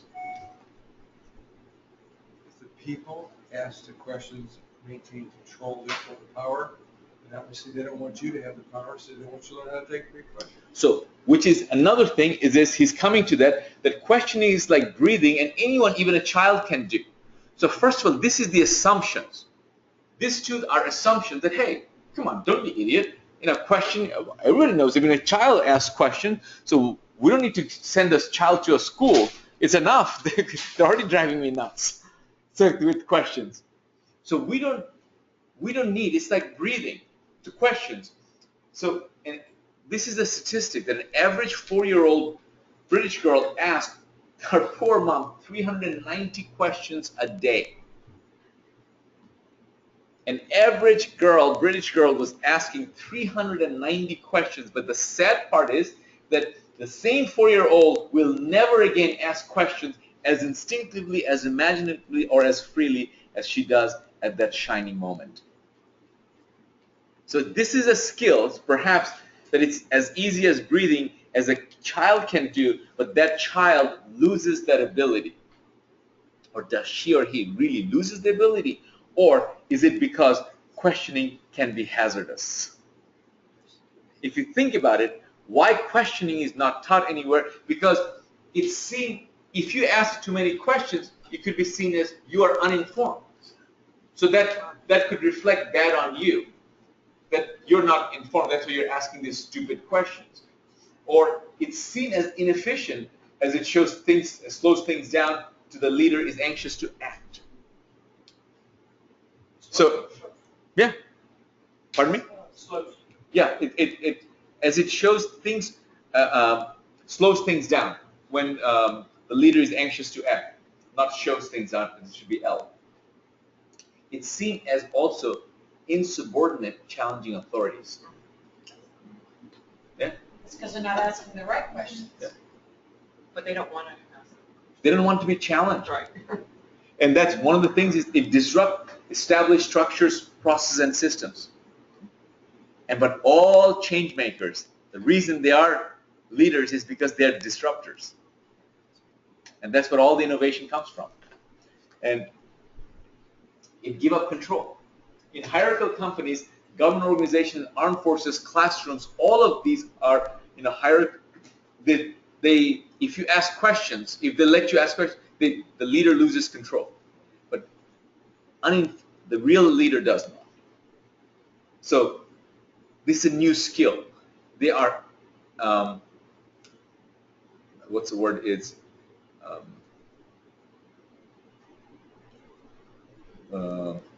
they don't have the self-confidence that if they think that if I show that I don't have the answers, it forces people to do things differently, at least think about it differently if you ask too many questions. So all of these things, first understand that why this important critical skill is not being taught. Once you understand the underlying principles, these are the fears.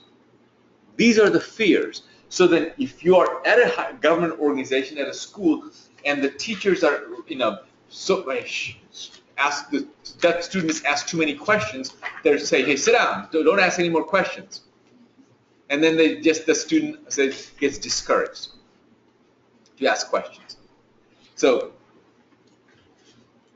now, what is, like she said, that Lizette said, that's because they're not asking the right question. So what is a beautiful question? What is a beautiful question? A beautiful question is an ambitious yet actionable question that can begin to shift the way we perceive or think about something, and that might serve as a catalyst to bring about change. And missing. Bring about change. Warren Berger. And he's the author of one of the most brilliant books I have read on this topic, or any topic. It's called, the name of the book is A More Beautiful Question, The Power of Inquiry to Spark Breakthrough Ideas. Absolutely brilliant book. Absolutely brilliant book. And Seth Godin said, what's keeping you from reading this book right now? It's worth it. Deep and challenging and useful. So if you're one, these are the things that your normal people will not recommend this book. That it will challenge their authority. So I want to come back to this. I want to come back to this because I'm taking you guys a little bit deeper, and in terms of that, now I'm saying that actionable versus philosophical questions. When I am teaching you guys questions, what I am also limiting my questions to this, not about grand or philosophical questions like, why are we here? What is life all about? How does one define good? So that I'm not qualifying this, that is there life after death? So these questions, I'm not interested nor qualified, as they're not actionable questions. Only interested I am in actionable questions that fit into Warren Berger's definition of a more beautiful question. I'm not interested in these type of questions. I'm only interested in Warren Berger's definition of a more beautiful question, which again is a beautiful question, is an ambitious yet actionable question that can begin to shift the way we perceive or think about something, and that might serve as a catalyst to bring about change. And he's the author of A More Beautiful Question. So leading to this, that actionable versus philosophical question, is our focus is on questions that can be acted upon. Our focus is on questions that lead to tangible results and change. So very practical, pragmatic, not questioning for the sake of questioning, because that's why you'll get annoyed, I'll get annoyed, and just for somebody, okay, you can question anything. You could waste time, you could slow things down. All of those can happen because if you don't ask the right question. So here's the thing, that you're searching for a question that is hard and interesting enough that it is worth answering and easy enough that one can actually answer it. So these are very, very precise, qualifying, giving parameters to these questions. And quality questions, not Google queries. Some could question that we actually are in this golden age of asking questions, because do you know how many questions get asked to Google on a daily basis? They do it all the time. That billions of queries go to Google daily. But the questions are like, which celebrity is or isn't gay? Where can I find this movie for free? These are the questions. And these questions, and how do I fill in the blank? These questions are so unimaginative that Google can guess what we're going to ask by the time we're 2 or 3 words into it. Because it autofills it, and we just hit enter because they figured out what I was going to ask. They're that unimaginative because, there's a pattern of repetition. The same question. That's why Google can get the answers so quickly. Within a nanosecond, the answers come up. So when I'm talking about questions, I'm not talking about Google queries either. I'm talking about quality questions that Google can't anticipate. You write 2 words. Google cannot fill in the autofill. You're asking questions like, what is the fresh idea that my business can use and stand out? What is the one thing I can do now to improve my health and enjoy the process? I didn't say questions will improve the quality of your life. I said quality of your questions to yourself and others on a regular basis is the quality of your life. How can I approach the problems that has faced my community at large? How can I make money and make a difference in the lives of others at the same time? Google cannot anticipate these questions. Now, at the same time, I want to distinguish between questioning versus complaining. So they're very, very precise.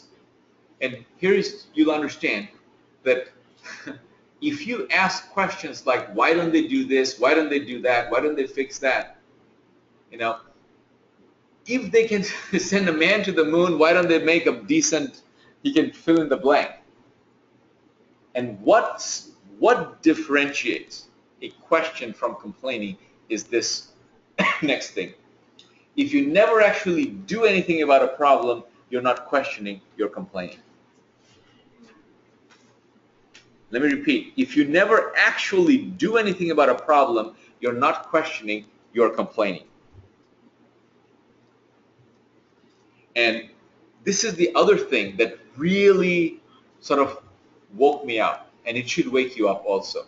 The next quote is, we think someone else, someone much smarter than us, someone more capable with more resources will solve that problem, but there isn't anyone else. And really you think that somebody smarter than me, somebody who knows more than me, somebody who am I to do anything about it? I'm just raising the question, but there isn't anyone. I probably used to say, if you're not part of the solution, you're part of the problem. Yeah. You've heard that saying in many circles. And so really, really challenging, so that you can, if you go, you will run the risk that you all of a sudden, hey, I went to Roger's seminar and said, question everything, and you're going to have total chaos if you don't give these parameters. Because see how precise we have gone from broader asking questions to what kind of questions are we interested, what kind of questions are we not interested, that does not apply here. Go at home and ask, why, what's the meaning of life? That's not going to solve, that's not an actionable question to me. So I'm not perhaps qualified, not even interested in asking that question. So how to formulate and ask better question? So that this is where the skill set comes in, and there's a three-part why, what if, and how model for questioning. And it's not a formula, but a framework to guide through various stages of inquiry. It's really, really fascinating that if you understand these, you can take your clients, you can take your prospects, all of these through better questions, through these questions: why, what if, and how. Why, what if, and how. And this is a logical progression to start things differently, and it ends typically with taking action on a particular question. So everything starts, with that, and here's another very important thing. This next point is the ability to live with not having the answer right away, because they're focused on just trying to get to the next question. That good leaders, if you ask me a question, I don't have all the answers. And by the way, people who say they have all the answers run. They're after you something. So, but you, if it's a quality question, it's for you to live with it, that for not having the answer right now, that, you know what, this is an answer I have to work to get. And to live with that, I don't have the answer, to be able to confess to your employees, your clients, your family. That's an important part of this journey. And I'm going to share with you questions that changed humanity's direction. Think about that why. I said the three-part question formula is why, what if, and how. The why question that changed humanity's direction. One question: why did the apple fall downward instead of upward? Isn't that the question Isaac Newton asked? And what was the result of that discovery? Gravity. Because the thousands of years before that, and somebody could simply say, are you stupid? I mean, have you never seen? No. Why is it not going sideways? Why is it not going up? Why is it always coming down? So that is now the basis of humanity's progress, because everything has been discovered and challenged because we understand gravity. And to defy gravity, to space program, everything is all about gravity. And if you think of it, I'll give you some most important investment questions of Warren Buffett, arguably one of the most successful investor of our time by anybody's standard. Am I correct? Wouldn't it be fascinating to find out what is the most important question that he asked before investing anything? That'd be a pretty interesting question, would you? That would help all of us to ask the same question. And you'd think that if he's the most important, the most successful investor, he'd probably ask the question about the price. Nope. Yes, he would find out, but that's not the most important question. It is not about the risk. You'd think that risk is important, but not the most important. You'd think he would ask about the timing of the investment. That is not the most important. Not how much money he can gain. Of course, you'd think that, hey, the most important question might probably what kind of return ROI I can have. That is not. These are important questions, but that is not the most important question Warren Buffett asks before he makes every investment. The most important question that he asks is this one. What is the opportunity cost? What is the opportunity cost? What is the opportunity cost? And Donald Trump, again, regardless of what your political views are, you have to respect someone who has accomplished something in a particular arena of life. So before undertaking any major endeavors, he asked 2 questions. And these 2 questions have also guided me, has helped me. Anything. Would it be absolutely also help us all if we knew what those 2 questions were? Absolutely. Number 1 is, what is the worst thing that can happen? If I were to do this, what is the worst thing that can happen? If I were to make this investment, if I were to move to Chicago, if I were to marry him, if I were to take this job, if I were to risk all of my money, what is the worst thing that can happen? And the next question is, can I live with it? If you can live with the worst thing, everything that I have, if I invest, put it on the line, and if I lose everything, can I live with it? Chances are, whatever our worst thing is, it never happens. Because our imagination is far worse than, we have a lot of negative practice on that side. Some would say that, Donald Trump, what is the worst thing that can happen? He gets elected. Can we live with it? Bangladesh is looking better, man. Yeah. Well, the question, can I live with it? If you can live with the worst thing, chances are anything else is better than that. Rotary International's 4 questions of business ethics. This is the most widely circulated questions about business ethics in the entire world. So if you, for your company, for your family, for your organization, are looking to create some policies, these are very good, what I call litmus test.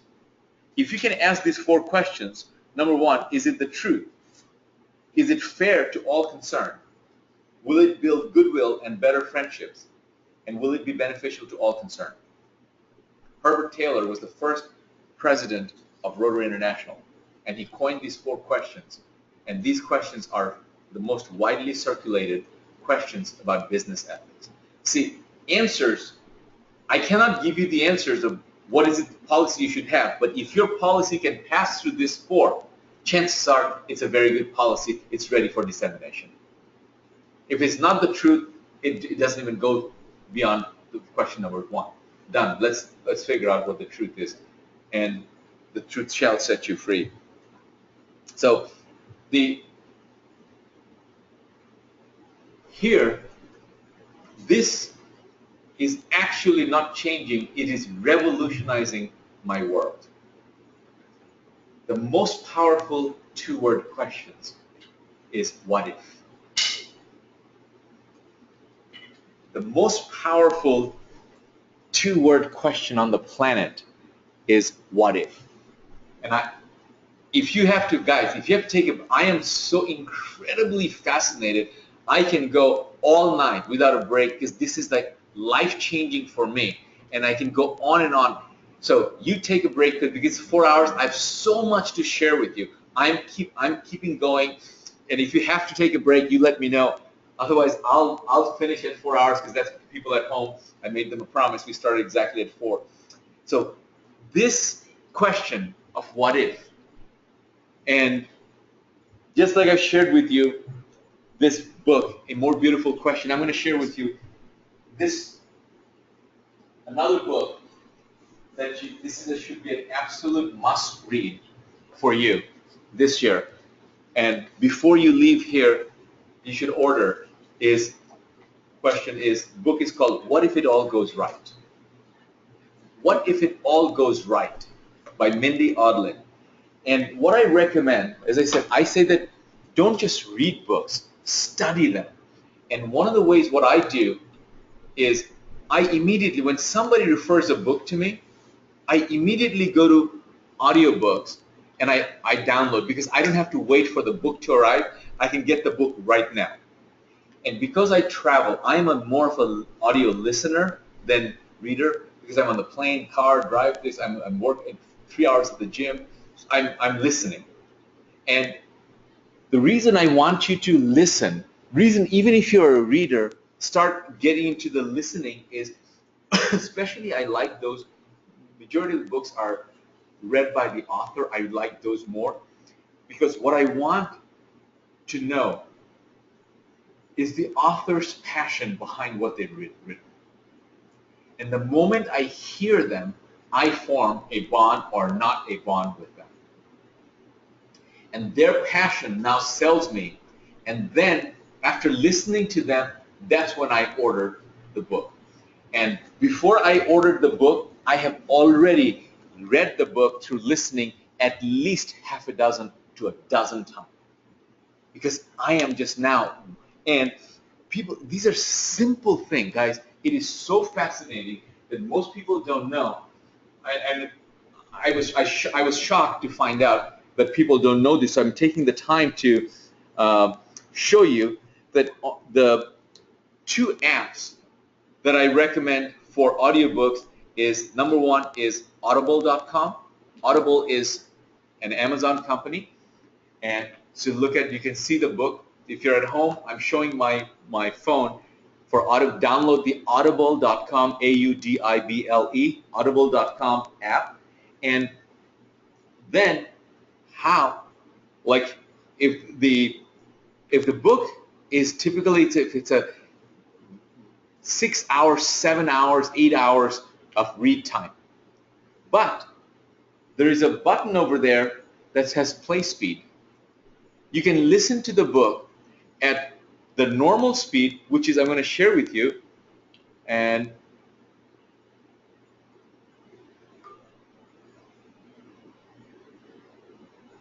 oops, sorry. Oh, it's my picking up. What unit is it? It's going to my Bluetooth. Yes, let me turn my Bluetooth off. It's picked up my Bluetooth. So. The world is not bounded like mine. Friends, happiness, prosperity, love, plenty, and blessings of all kinds. How do you know what my world is? You are using your imagination in picturing my world to yourself. You are using the same imagination in bounding and picturing your own, world. But see how differently you are using this wonderful formative faculty. Pause for a moment to reflect upon the stories you tell about. Now you can so the point is that when I'm speaking to you, because I'm enunciating so much, this is the normal pace when we're talking. But at the same time, when you want to understand, if I just speed it up like this and I talk like this, and you can perfectly understand every word that I'm saying to you. And that was, previously I showed 1.5. Now you can almost go to twice the speed. Up to and including this present moment. Pay particular attention to anything that seems unfair, tragic, or detrimental to you having what you want in your life. Take a moment to write down any circumstances that come to mind. So that means if it's a 2-hour talk, you're done in an hour. This is what I mean by making time. Because time, there is no such thing as time. Time is an illusion. So how do you make time is if something takes 6 hours for someone else to do, and if you can do that in 5 hours, you made yourself an extra hour. If somebody can have the same amount of vitality that require 8 hours of sleep and you can get it done in 6, then you just made 2 hours. It's because in the same 24 hours, otherwise there is no way to make time. So this is another way. to make time is listen what's called variable speech control, VSC. Variable speech control, not speed control. And it speeds up, but it does not make it Mickey Mouse. Because if you just exchange the speed, it becomes a chipmunk. You cannot then, it's not very legible to your ear. I mean, you cannot hear, excuse me. So that simple point of Audible, and the second one is audiobooks.com. And there are many others. Those are two primary, audiobooks, and between those two, you have most of the major books that are there. And you download the audiobook first and listen to it. And then if I like it, then I order the books, the physical book, because then it's easy because I'm taking notes. And it's easier because if I'm listening, it's hard to write from there. So I'm looking at the highlighting and stuff, or I download the Kindle version or the iPad so I can highlight electronically or paper books. Either one, to get the books for doing that. The what if questions, and this I can do another, I'm really devouring that. It is so simple, this what if model that we are so used to, the what if downer and what if upper. What if everything goes down? What if all the negative side versus what if it all goes right? What if it all goes right? She brilliantly gives that formula. So I'll give you some what if question that has changed the directions of humanity. Two guys asked this question: what if we can put a computer on every desk? What company was formed out of that? Microsoft. Bill Gates and Paul, because IBM was focused. Why did IBM took their operating system? They thought, we're the IBM, we make the machines. So they let these kids make the software, and they thought that because the machines were the thing, they realized the Microsoft, and now they're the PC revolution, because IBM missed it. They're in the focus on the mainframe. They said, what if you can put a computer in every desk? Versus digital, who said, why does anybody need a computer on their desk? Yes. And look where Look where they're not there. wrong question. So another what if question that changed, literally, the most successful company was created with this one question. They asked, what if we can organize the entire knowledge body of the world in one place? Google. Because what Google is. Entire knowledge body in one place of the entire planet. So the brilliant. I'd be here all night if I go into the what if side. And what I have done is, remember I said how I discovered the power of questions is my mentor Tony Robbins got me in the habit of asking questions. And he was prescribing morning questions. He says, most people wake up in the morning and there's a random thought to come in. They wake up and how they feel. Versus when you wake up, you direct your mind, because questions control your what? What does question control? Your focus. So you focus what you want to focus. So most people wake up in the morning and say, oh no, not another Monday. And versus you can ask, well, your Mondays are better than most people's Christmas. So you wake up in the morning, because there's a childhood shows the man as morning shows the day. And John Milton's famous quote. So if you ask in the morning when you wake up, if you ask the question, what am I most grateful for today? It's a very different start of a day than if you wake up and let random thoughts come to you. What am I most happy about in my life right now?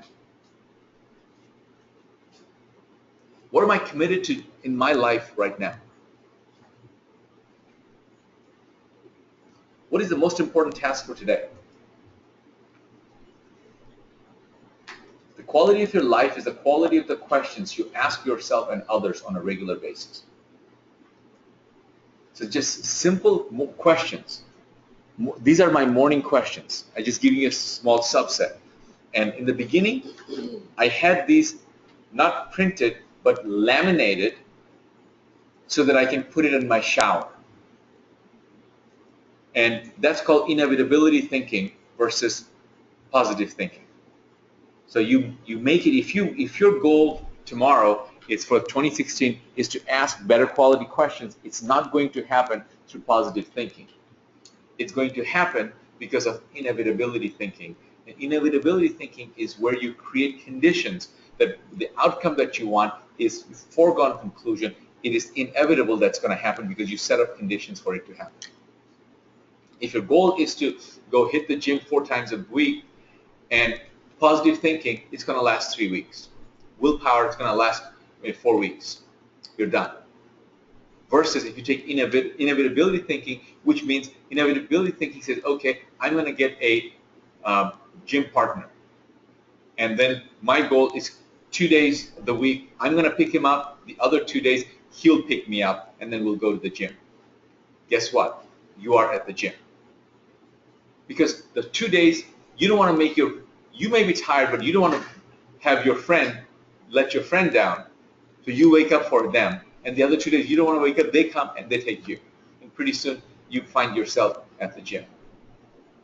And there are days you don't want to be there. Just getting there is win. When I get to the gym, because the reason I have a trainer is because I can tell you that I would have never, ever pushed the way they push me. I have the whole routine. I can do it on my own, but they get paid to beat you up. So they do. So I have evening questions, evening power questions. At the end of the day, before you retire for the evening, what are the questions you ask yourself? I had these when I was traveling. It was so, I had it strategically placed in my hotel. If this is the lamp, I would put it right on the ticket tape and put it on the lamp, because I knew, this is inevitability thinking, that at night I have to go turn the light off. I cannot not face it. That's inevitability thinking. It's not going to happen because you are human. You're going to get tired, but it's here. And then you say you can't live with yourself. Okay, this here, so I might as well ask this question. And one of the questions I ask is, what did I learn today? It's one of my highest values. And I'm just never studying this much that I'm studying right now, that I'm just so excited. I get up at 3, 4 in the morning, and that's my best time to study, because the whole world is quiet. It hasn't woken up, and it gives me the time to speed up. What did I learn today? And this is a game that you can play best with your children. That I asked, the kids are from here but they live in Bangladesh. I said, hey, what did you learn today? What did you learn today? In the first few times, they're always, nothing. But then they see that my question doesn't change. So pretty soon, they start, you know what? What did I learn today? And then I teach them that don't let your schooling get in the way of your education. Don't let your schooling get in the way of your education. I don't care if my 3 daughters never go to college, but I'll be very, very upset if they're not educated. That's why homeschooling is becoming so popular. It's one of the biggest growth industry in this country. Because people, they're not, what they're learning at school, they just go there for fun and stuff. And then all these other cliches that if you're homeschooled, they're not social, all bullcrap. They're just as social as anyone else, and they have the social skills, and they can also, they have homeschoolers get together, they also go to certain age, all of those things, that they have countered those things. What did I learn today? What did I learn today? My 8th grade teacher instilled that habit in me. He said, when you ask that question, if you cannot think of anything, he says, get out of bed, open the dictionary, learn one new word before you go to bed. Dr. Leo Buscaglia, his Italian immigrant parent, used to say that it's a sin to wake up as ignorant as you were the day before. It's a sin to wake up as ignorant as you were the day before. Learn something new. Don't just go through the day. Make from the day. Make the day count. Every single day. That's a gift that's been given to you. What did I learn today? And in what ways have I been a giver today? It's one of my highest values. And by the way, you don't have to do seminars to give. You can hold the door for someone. You can hold the door for a stranger. You can let a stranger cut into the street that nobody is letting them in. And you slowed down your car and took the wrap, let them in. You have no idea. You have perhaps changed their belief about humanity through that one kind action. They were just about giving up. And you showed, restored their faith that no, there is at least one decent human being who will let me in. You have no idea.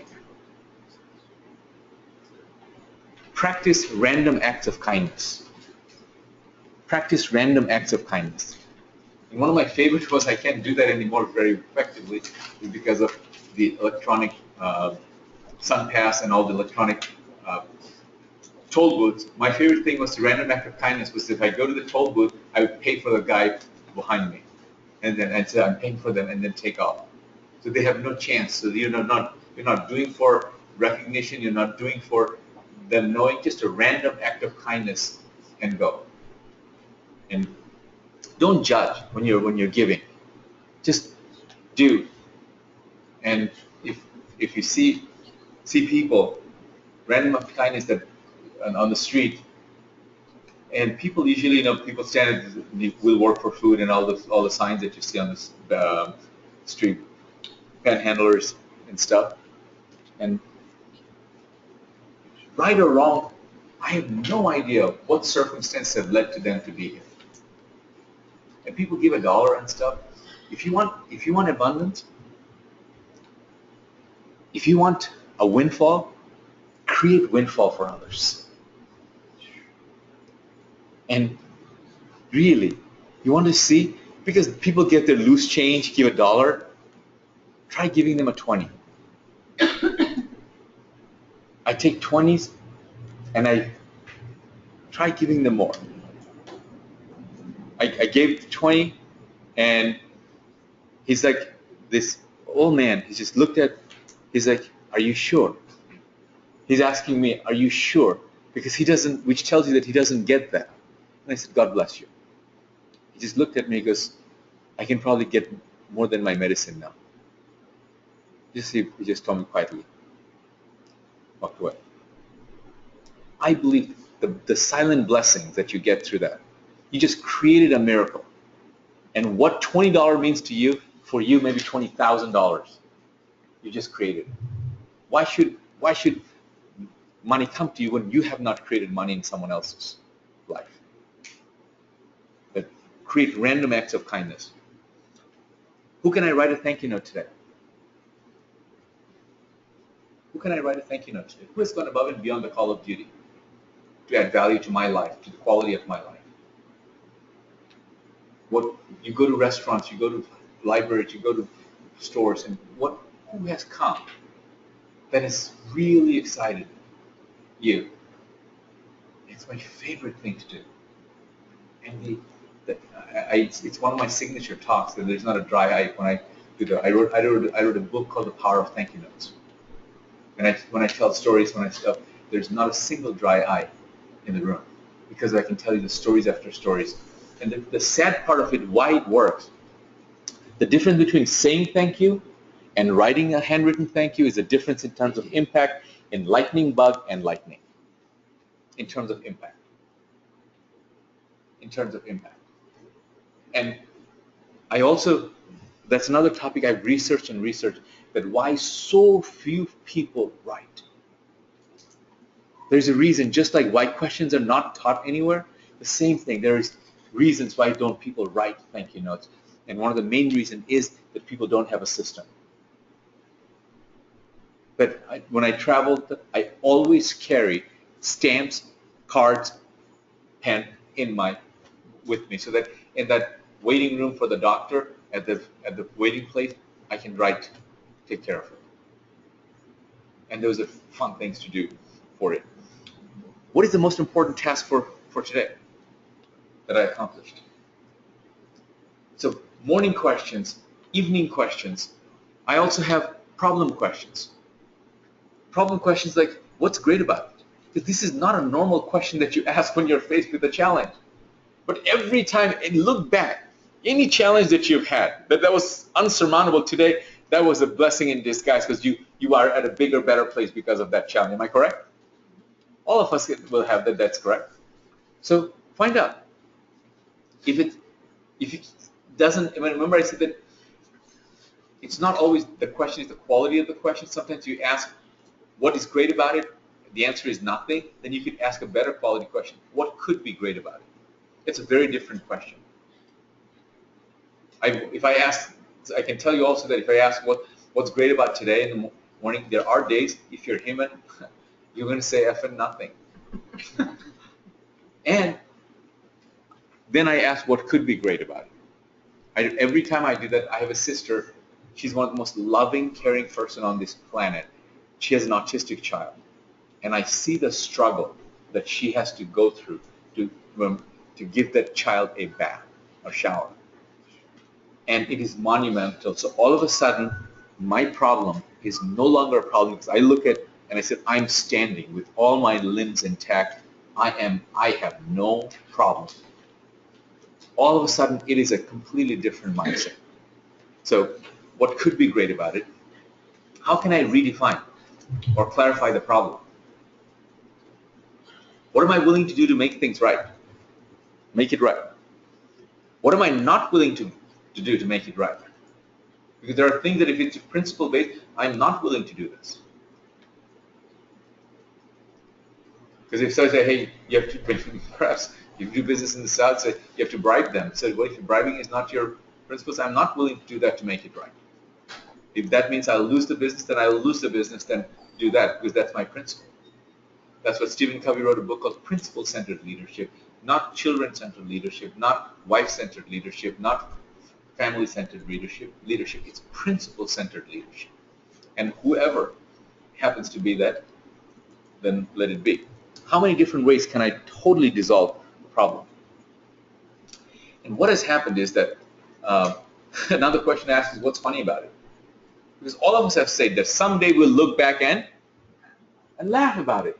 If you're going to laugh about it someday, why not now?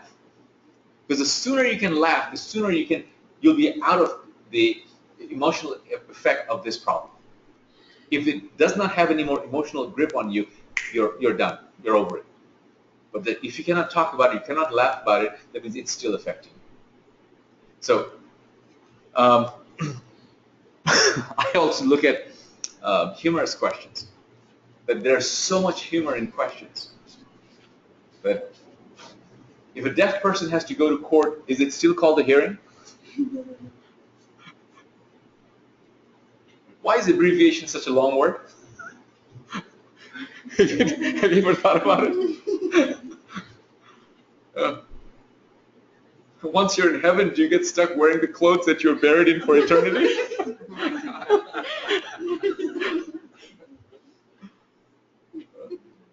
What disease did cured ham actually have? How is that we put a man on the moon before we figured out it would be a good idea to put wheels on luggage? Those of you who have traveled before wheels, remember the shoulder surgery we had to have carrying the luggages? Why do doctors leave the room while you change? They cannot see you. Think about it. Why do they use sterilized needles for death by lethal injection? Questions are the answers. Questions are the answers. And what I have done is I've looked at life is nothing but just like anything else. Everywhere I see the questions. If I see what if, questions, all these question things are coming at me, and I'm compiling the best questions. I'm compiling the best business questions. So what you need to do, your action item is you write down your empowering morning questions, evening questions, problem questions, and write down your most important questions for your job, your profession, in my case, real estate. And what are there any questions you'd like to ask me about questions? So, and some of the resources that will help you is this, E. Cummings, this is where he takes, always the beautiful answer who asked a more beautiful question. Always the beautiful answer who asked a more beautiful question. So I recommend reading this book, A More Beautiful Question. That's where he got the quote from, Warren Burger. Nobody has, after, and then What If It All Goes Right by Mindy Odlin. The Right Question Institute has also all kinds of resources on questions. And I also wrote a book called Questions Are the Answers. And after I read this book, I'm almost embarrassed to say I wrote a book because this is such an incredibly well-researched book. But my book is very much practical from pragmatic. So that I'm helping you, your morning questions, your evening questions, your problem questions, and from that perspective, so that this will help you also, and you can get it, it'll spark you. If you're trying to get your morning questions, my morning questions will help you to craft yours. Because some questions are worth asking, regardless of who you are. And so all of these things, I have really, and it's an ongoing thing that I'm always, every day, collecting more and more questions. I'm just about getting ready that I have enough material to now write another version, volume 2 of the book, because of the quality, and that was written a long time ago from that side. So because of time, what I'm gonna do is this is one thing that what I have done is from where did it go?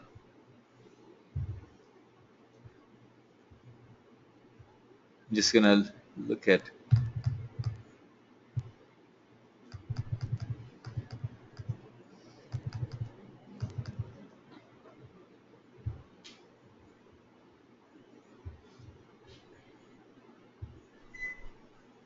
I'm going to give you some secret to success, and these are few quotes and stuff that has really inspired me, and to this day it keeps inspiring me.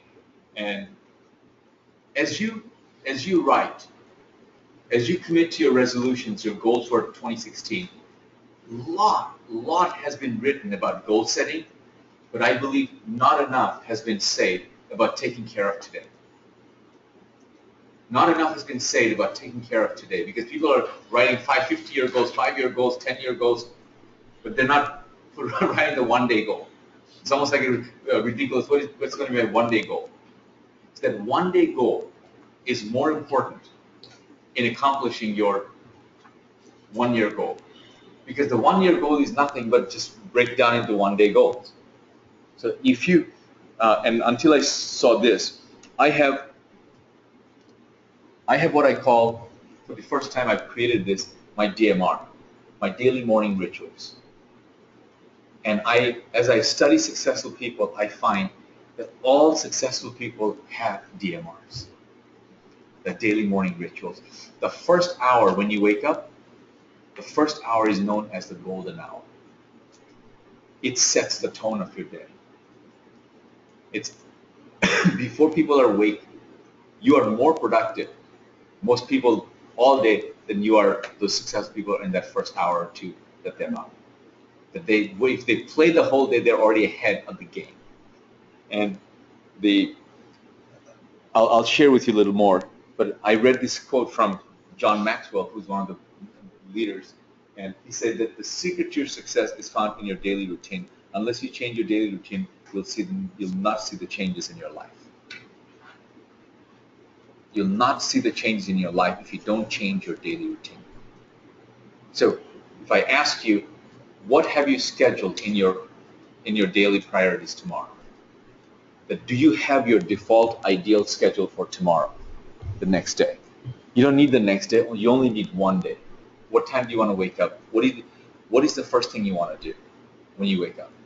What is the second thing you want to do? What is the third thing you want to do? What is the fourth thing you want to do? And if you have those things, then you have, at least you have a prayer of accomplishing it. But if you don't even have it, it's all random. Nothing's going to happen. And there's a few secrets to your success. Here's one of them. This quote really inspired me. Comedian Steve Martin, a friend of mine, shared this in Facebook, and I'm a junkie for this. I'm a quote junkie.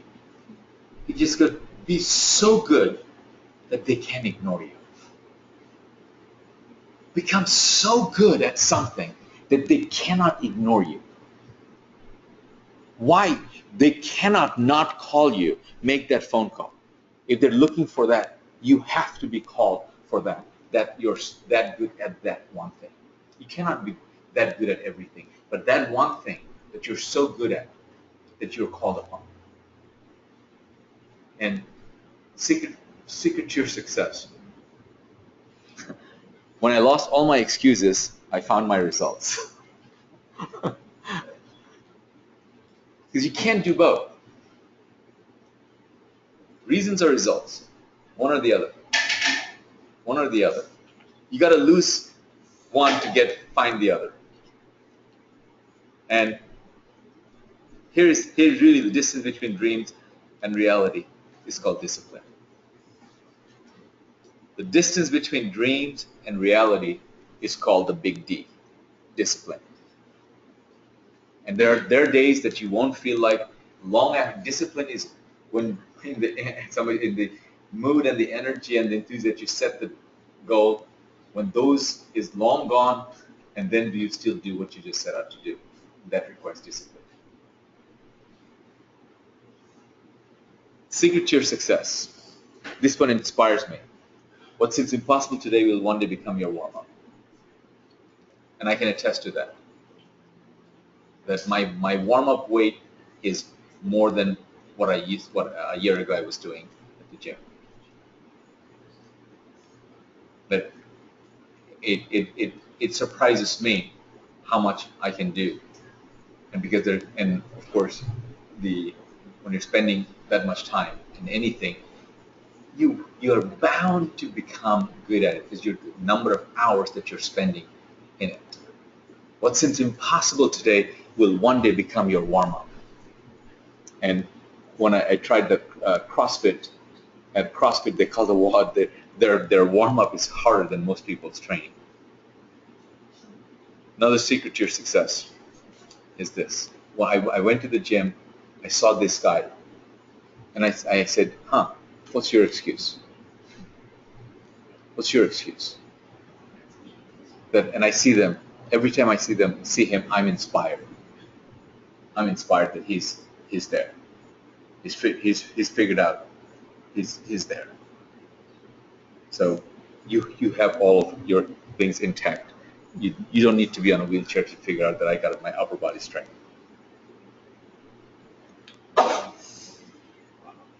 Everyone wants to be successful until they see what it actually takes.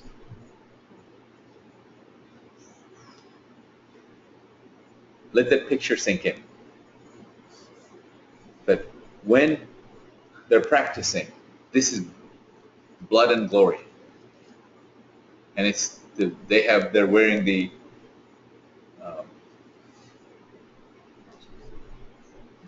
ballet, the holds tights and stuff. You don't see it, but this is what it looks like underneath. That the hours and hours and hours and hours and hours that people don't see, but they're doing behind the scene. You get rewarded in public what you do in private.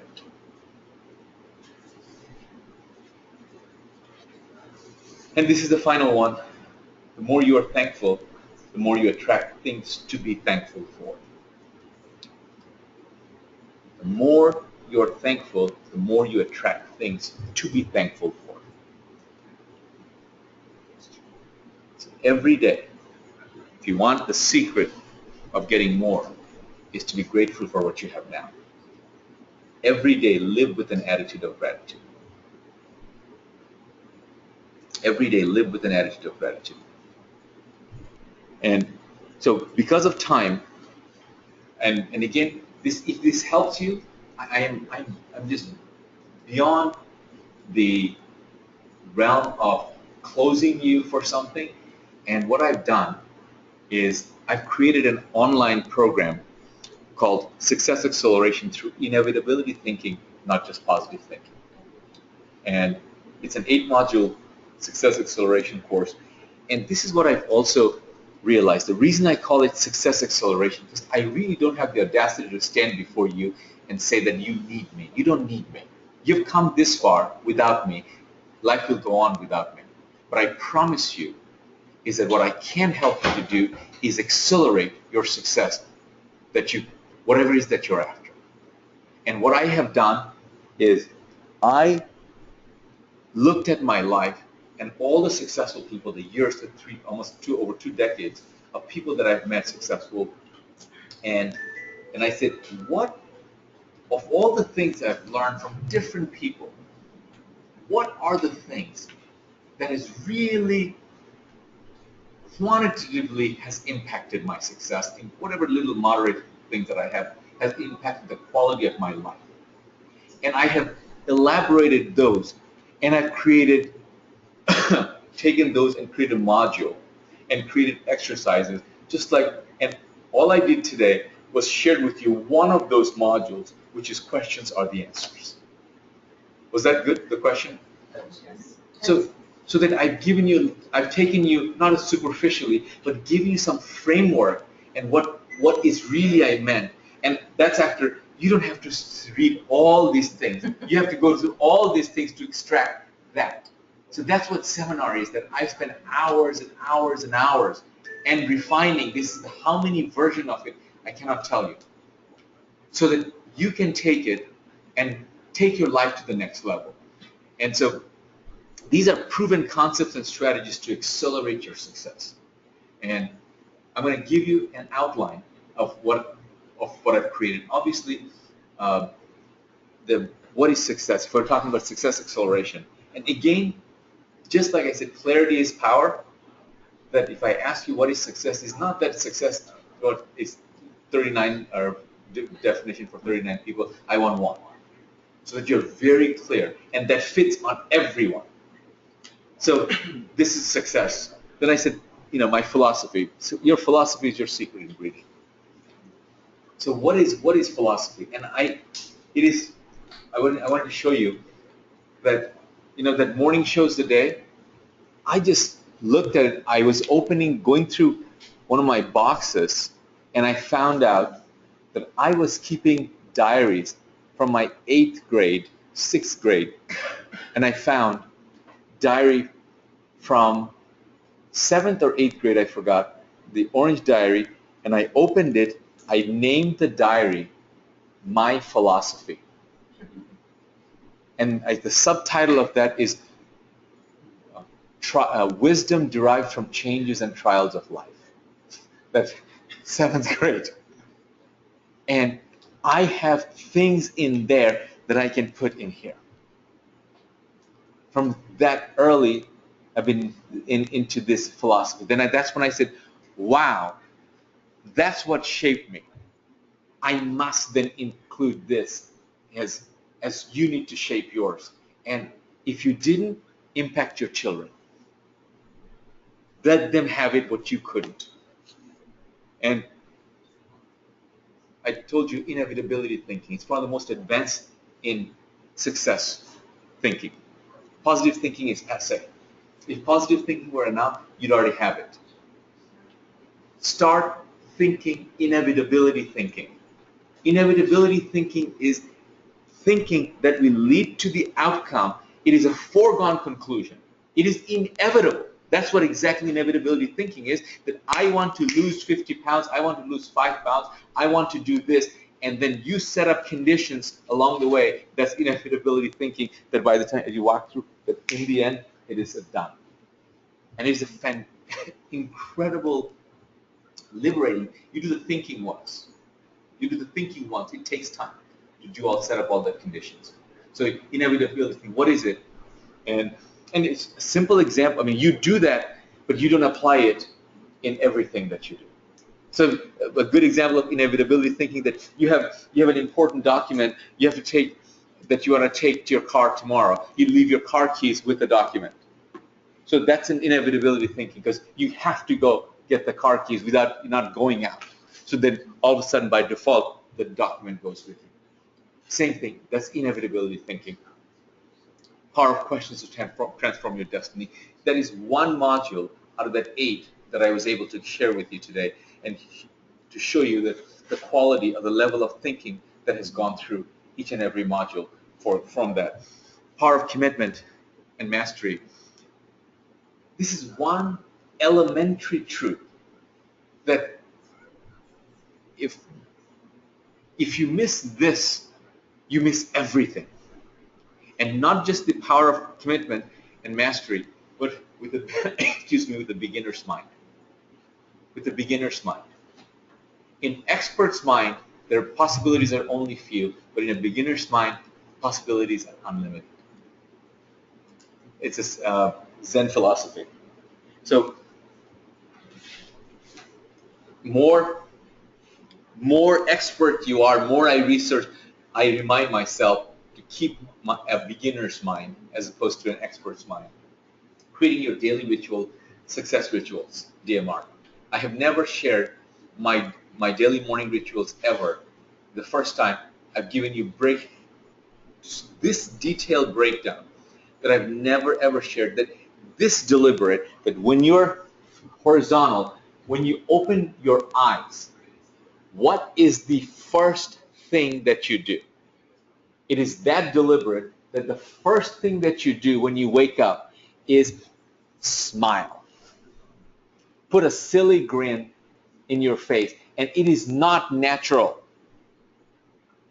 And it will not happen, but you put inevitability thinking. So same thing what I did, I put a smiley face on my bedside lamp. So I look at that thing, oh yes, I have to smile. But that smile is a signal to you, your brain, you're happy to be alive. You are grateful to be alive. Right there, that beginning, the eyes open, and right, the gratefulness, thankfulness begin. And the more thankful you are, more things you're thankful, the more things will come to you. And all night, that's why right next to my bed now, all night you've been dehydrated. First thing you do, get up, smile, and drink. Absolutely, in the beginning, I couldn't even get one jug of water, but now I can take a 32 ounce and I just gulp it down. Because now you're dehydrated, and what it does, that puts the pressure for you to go in the morning to eliminate.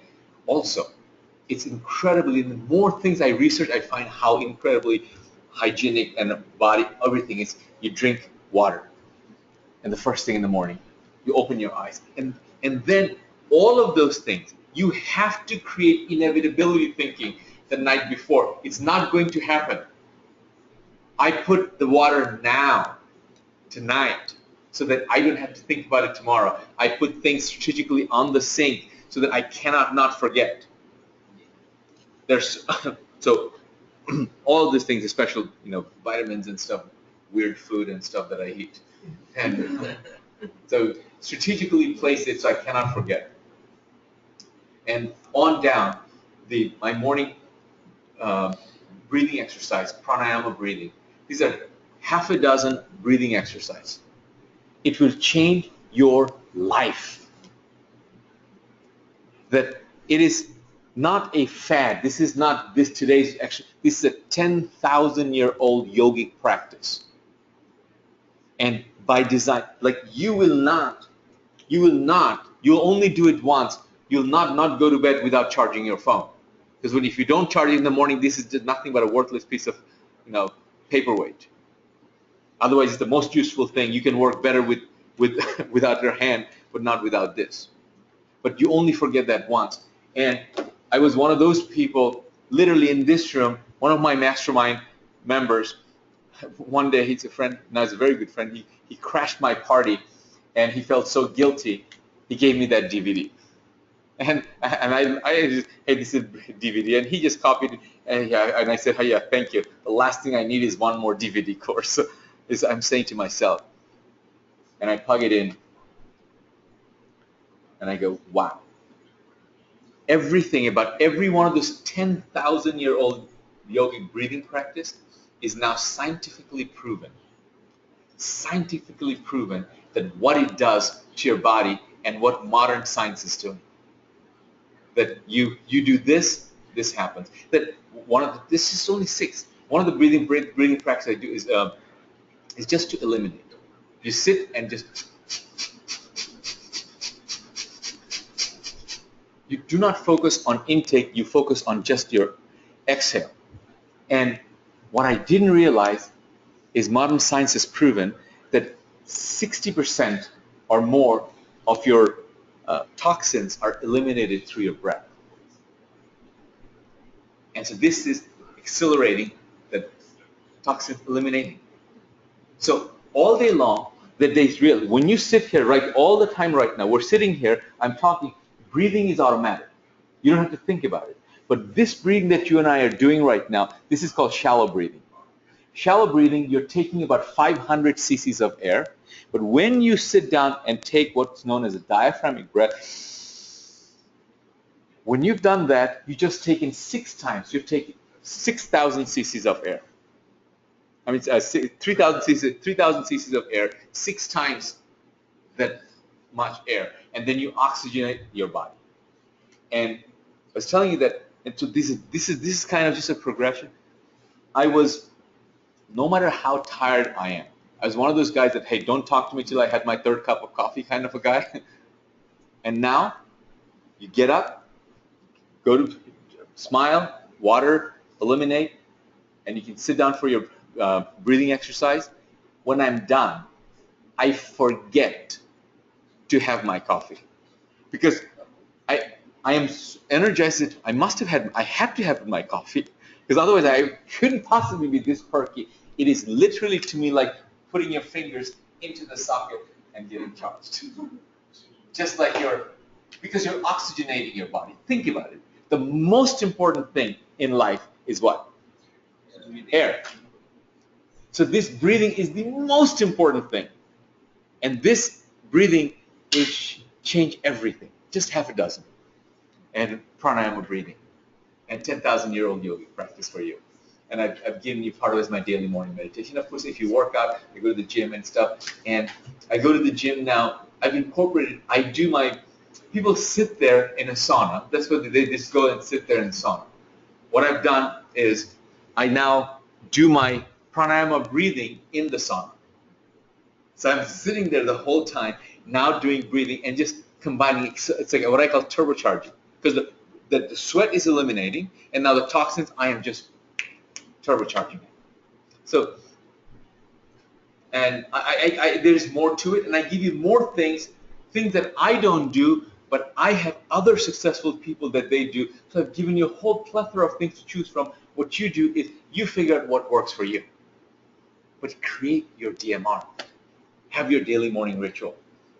Otherwise, most successful, you'll get through life, but you're never going to be in anything, outstanding in anything. I talked a little bit about, touched on mastermind, the power of mastermind.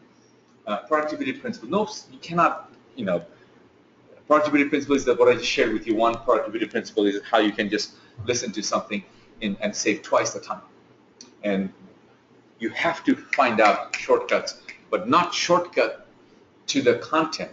It's your speeding up time. You're studying more. And what I find is that when if they're just talking, my mind wanders because my mind thinks so fast. But when I'm listening to it at twice the speed, I really have to pay attention to. Otherwise, they're speaking so fast because they're going at 1,000 miles an hour.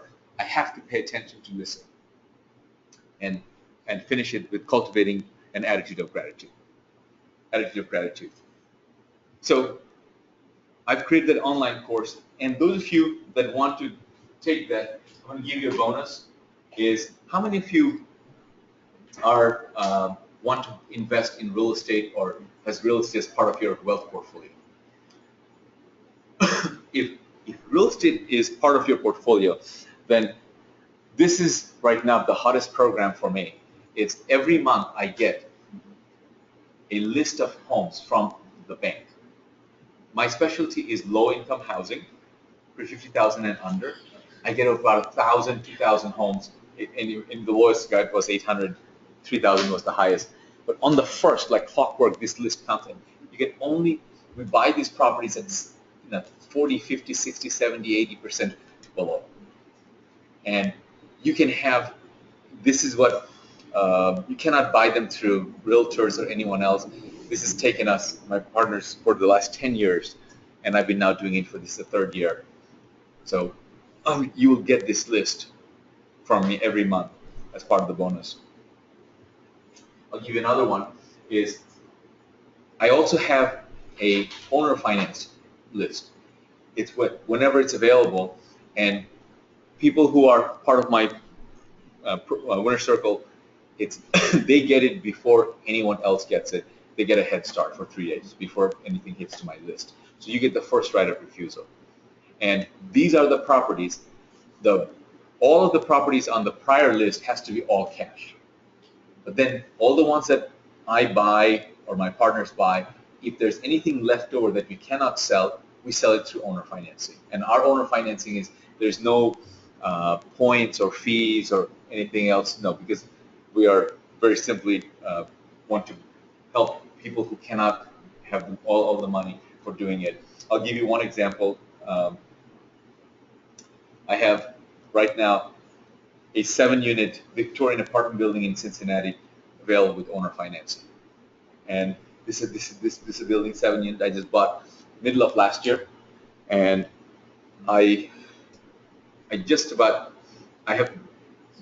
it has not gone to my I've struggled with this. Should I keep it or should I sell it? How far is that from Toledo?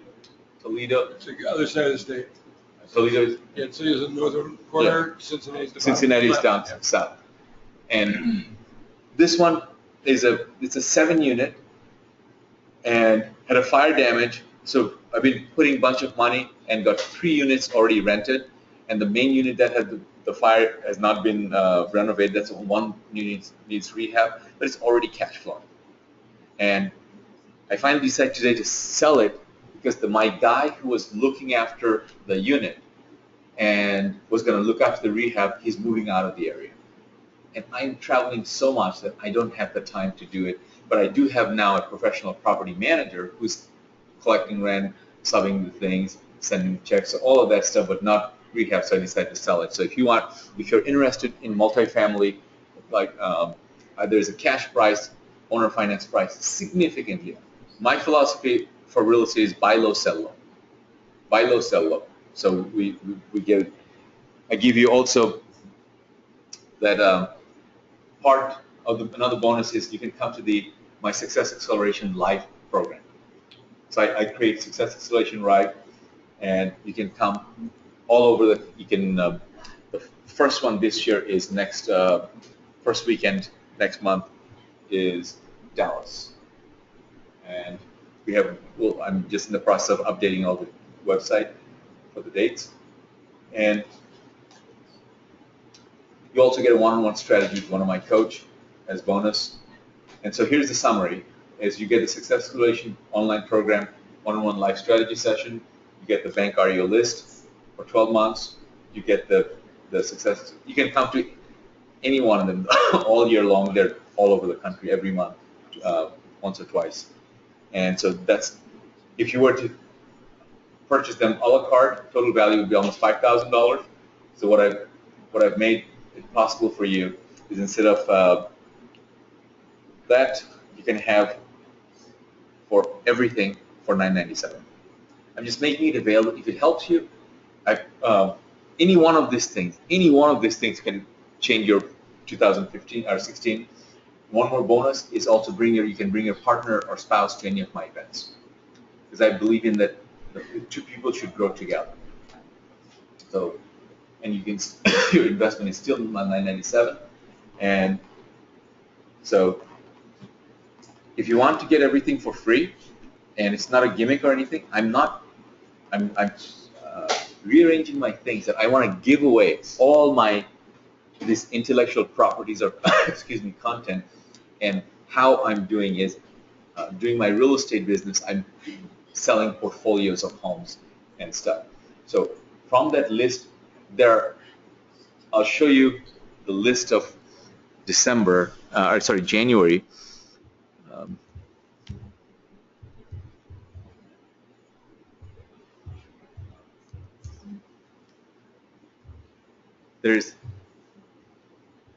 This is the current month's list.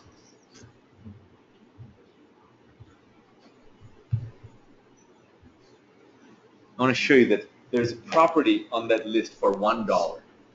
You can buy a house for $200, $1,600, $2,000, $2,500. These are the prices. This is their lowest price, advertised price, and we buy 30, 40, 50, 60, 70% below this price. So this is a gravy train. It's not going to last forever. Maybe some says 2 to 3 years of inventory the bank has. So they've been supplying us. Because it's a foreclosed inventory. By definition, the reason is there's this, how many properties are in here? This is this month. Look at it.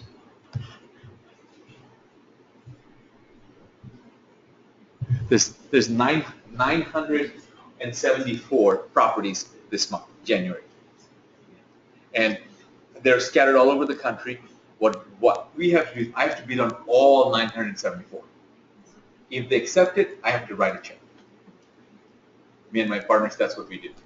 And what we're doing for you guys is if you want any one of the properties, we've created a private bidding platform, not public, invitation-only private bidding platform. So I send this list when it comes, the same, I don't add a dollar, everything is transparent so that you see it just the way I get it. So you decide. Now, I cannot, there's no time because you only have 7 days to bid. There's no way 7 days I can do due diligence on 900 properties plus, or if there's 2,000 properties. So for me, it's all blind. But you, my students, don't have to go blind because every property has a lockbox code. So if you want to go to, you go find out. And what I do is when the bank sends me, this is all they send me. I have created all of these other things, tabs at the bottom. I make it easy for you so that estimated values, because there's all these other things are added for you. And first of all, let's say that we take Florida. So people who want to get the list, if they live in Florida, they want to buy Florida. So instead of looking at 900, it's meaningless for them. They want to wait. So I just go to the Florida tab. Then you can sort it by city. Pensacola. If you live in Pensacola, you look at Pensacola property, and then the property is $25,300 is the list price. Now we take start. Okay, 50%. We buy this house. And how I make money is when my commitment to you is if you want to place a bid on that property, I take my bid off. Because I don't compete with you. Because I know what your price is. If I want that, I can put $1 more and I can take it from you. How I make money is I charge a $2,500 buyer's premium. I've never made $2,500 in my life on a real estate deal. It's less than typical commission on a real estate house. So because I'm not interested in selling you one house, I want to build a portfolio of homes for you so that you can create residual income for you. So this is one of the gifts that I have added as a bonus for you. And not to this month, in the next 12 months, if you just buy one property, I'll give you your entire $997 investment that you created for you free, and of course all the things, courses, everything, you can have it for free. So this is a bonus for that, and of course you have the owner finance. If there's all the ones that I buy here, if I haven't sold this, nobody has sold it, then we just keep it in our portfolio, or we sell it with owner financing. Because many students They don't have, although it's 12,000, but 12,000 is 12,000. If you don't have 12,000, maybe you can get owner finance with the 5,000 down or 2,000 down. You can do it. And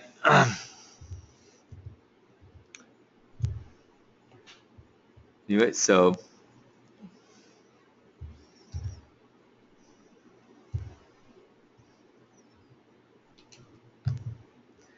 it starts saying how to get everything for free. You invest in one property and you get everything for free. And so again, these are the, oh, by the way, and if you're at home, you want to take this, you go to viprelist.com and you'll see all of those things. And if you're here, there's a form here if it helps you, please take one. And you'll get these for $9.97. When you buy one house, everything is refunded to you. So all my intellectual property, everything is free, and you come to do this. My philosophy at the beginning, I said that take the best and leave the rest. But I've shared with you many things. And what are your top 3 things that when you come to seminars and events like this, you're not going to remember all of the things. But find out what are the top 3 things that you have taken from here that you're going to implement, that will now you're going to internalize. Otherwise, it's not going to happen. And what are the action steps? Because without action steps, it's going to just remain as a dream. Review your notes within 24 to 48 hours. Review your notes within 24 to 48 hours, because otherwise, it will never ever see the daylight. It's just another pipeline dream for you for doing it. So here's a story, and it'll take about 37 seconds to read this. It may change your thinking. And 2 men, both seriously ill, occupied the same hospital room. One man was allowed to sit up in his bed for an hour each afternoon to help drain the fluid from his lungs. His bed was next to the room's only window. The other man had to spend all his time flat on his back. The men talked for hours on end. They spoke of their wives and families, their homes, their jobs, their involvement in the military service, where they had been on vacation. Every afternoon when the man in the bed by the window could sit up, he would pass the time by describing to his roommate all the things he could see outside the window. The man in the other bed began to live for those 1-hour periods where his world would be broadened and enlivened by the activity and the color of the world outside. The window overlooked a park with a lovely lake. Ducks and swans played on the water while children sailed their model boats. Young lovers walked arm in arm amid flowers of every color, and fine view of the city skyline could be seen in the distance. As the man by the window described all this in this exquisite details, the man on the other side of the room would close his eyes and imagine this picturesque scene. One warm afternoon, the man by the window described a parade passing by. Although the other man could not hear the band, he could see it in his mind's eye as the gentleman by the window portrayed it with descriptive words. Days, weeks, and months passed. One morning, the day nurse arrived to bring water for the bats, only to find the lifeless body of the man by the window, who had died peacefully in his sleep. She was saddened and called the hospital attendants to take the body away. As soon as it seemed appropriate, the other man asked if he could be moved next to the window. The nurse was happy to make the switch, and after making sure he was comfortable, she left him alone. Slowly, painfully, he propped himself up on his one elbow to take his first look at the real world outside. He strained to slowly turned to look out of the window beside the bed. It faced a blank wall.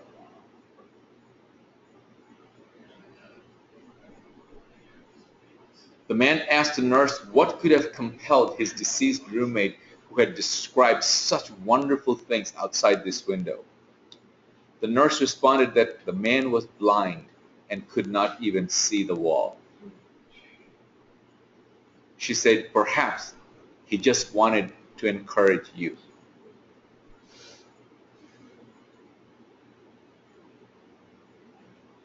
Here's the epilogue. There is tremendous happiness in making others happy, despite our own situations. Shared grief is half the sorrow, but happiness, when shared, is doubled. If you want to feel rich, just count all the things you have that money can't buy. Today is a gift. That's why it's called the present.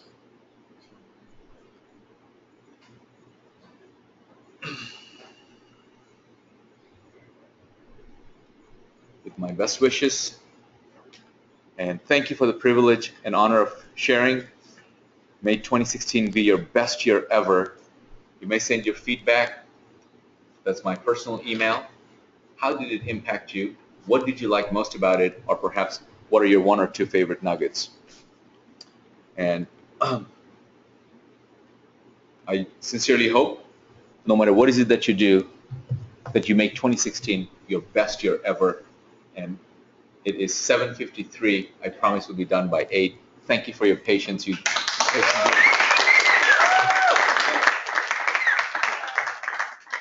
And so if you're at home, please have your virtual dinner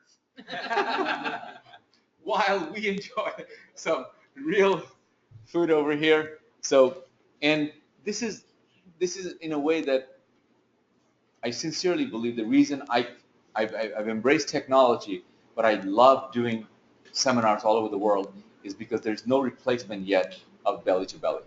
The reason you want to, sometimes opportunity provides for you, come out of your home, even if you have to fly to go, is because the greatest benefits of coming to a seminar is not just to get the wisdom from the speakers, but the people that you meet in the room.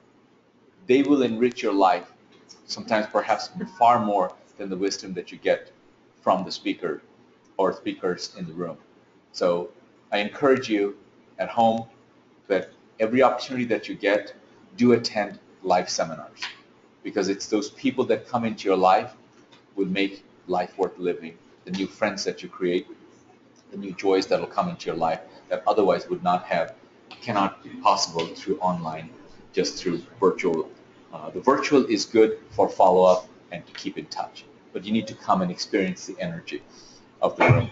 So again, at home, thank you very much for giving me the privilege for staying such a long session. Normally webinars are 60, 90 minutes, and I went 4 hours nonstop. So one more time, thank you for your time. You can invest in the program in $1,000. I promise you, I'm literally going to give you money back, but you will get that money back tenfold, 100-fold, 1,000-fold. But when you've given me your time this evening, you've given me a part of your life. I never take it for granted. So I respect you for that, and I thank you for that special gift. God bless you all. Let's go have some. And I'm going to end the webinar for all. Thank you very much again, all of you. Good, right? Very good.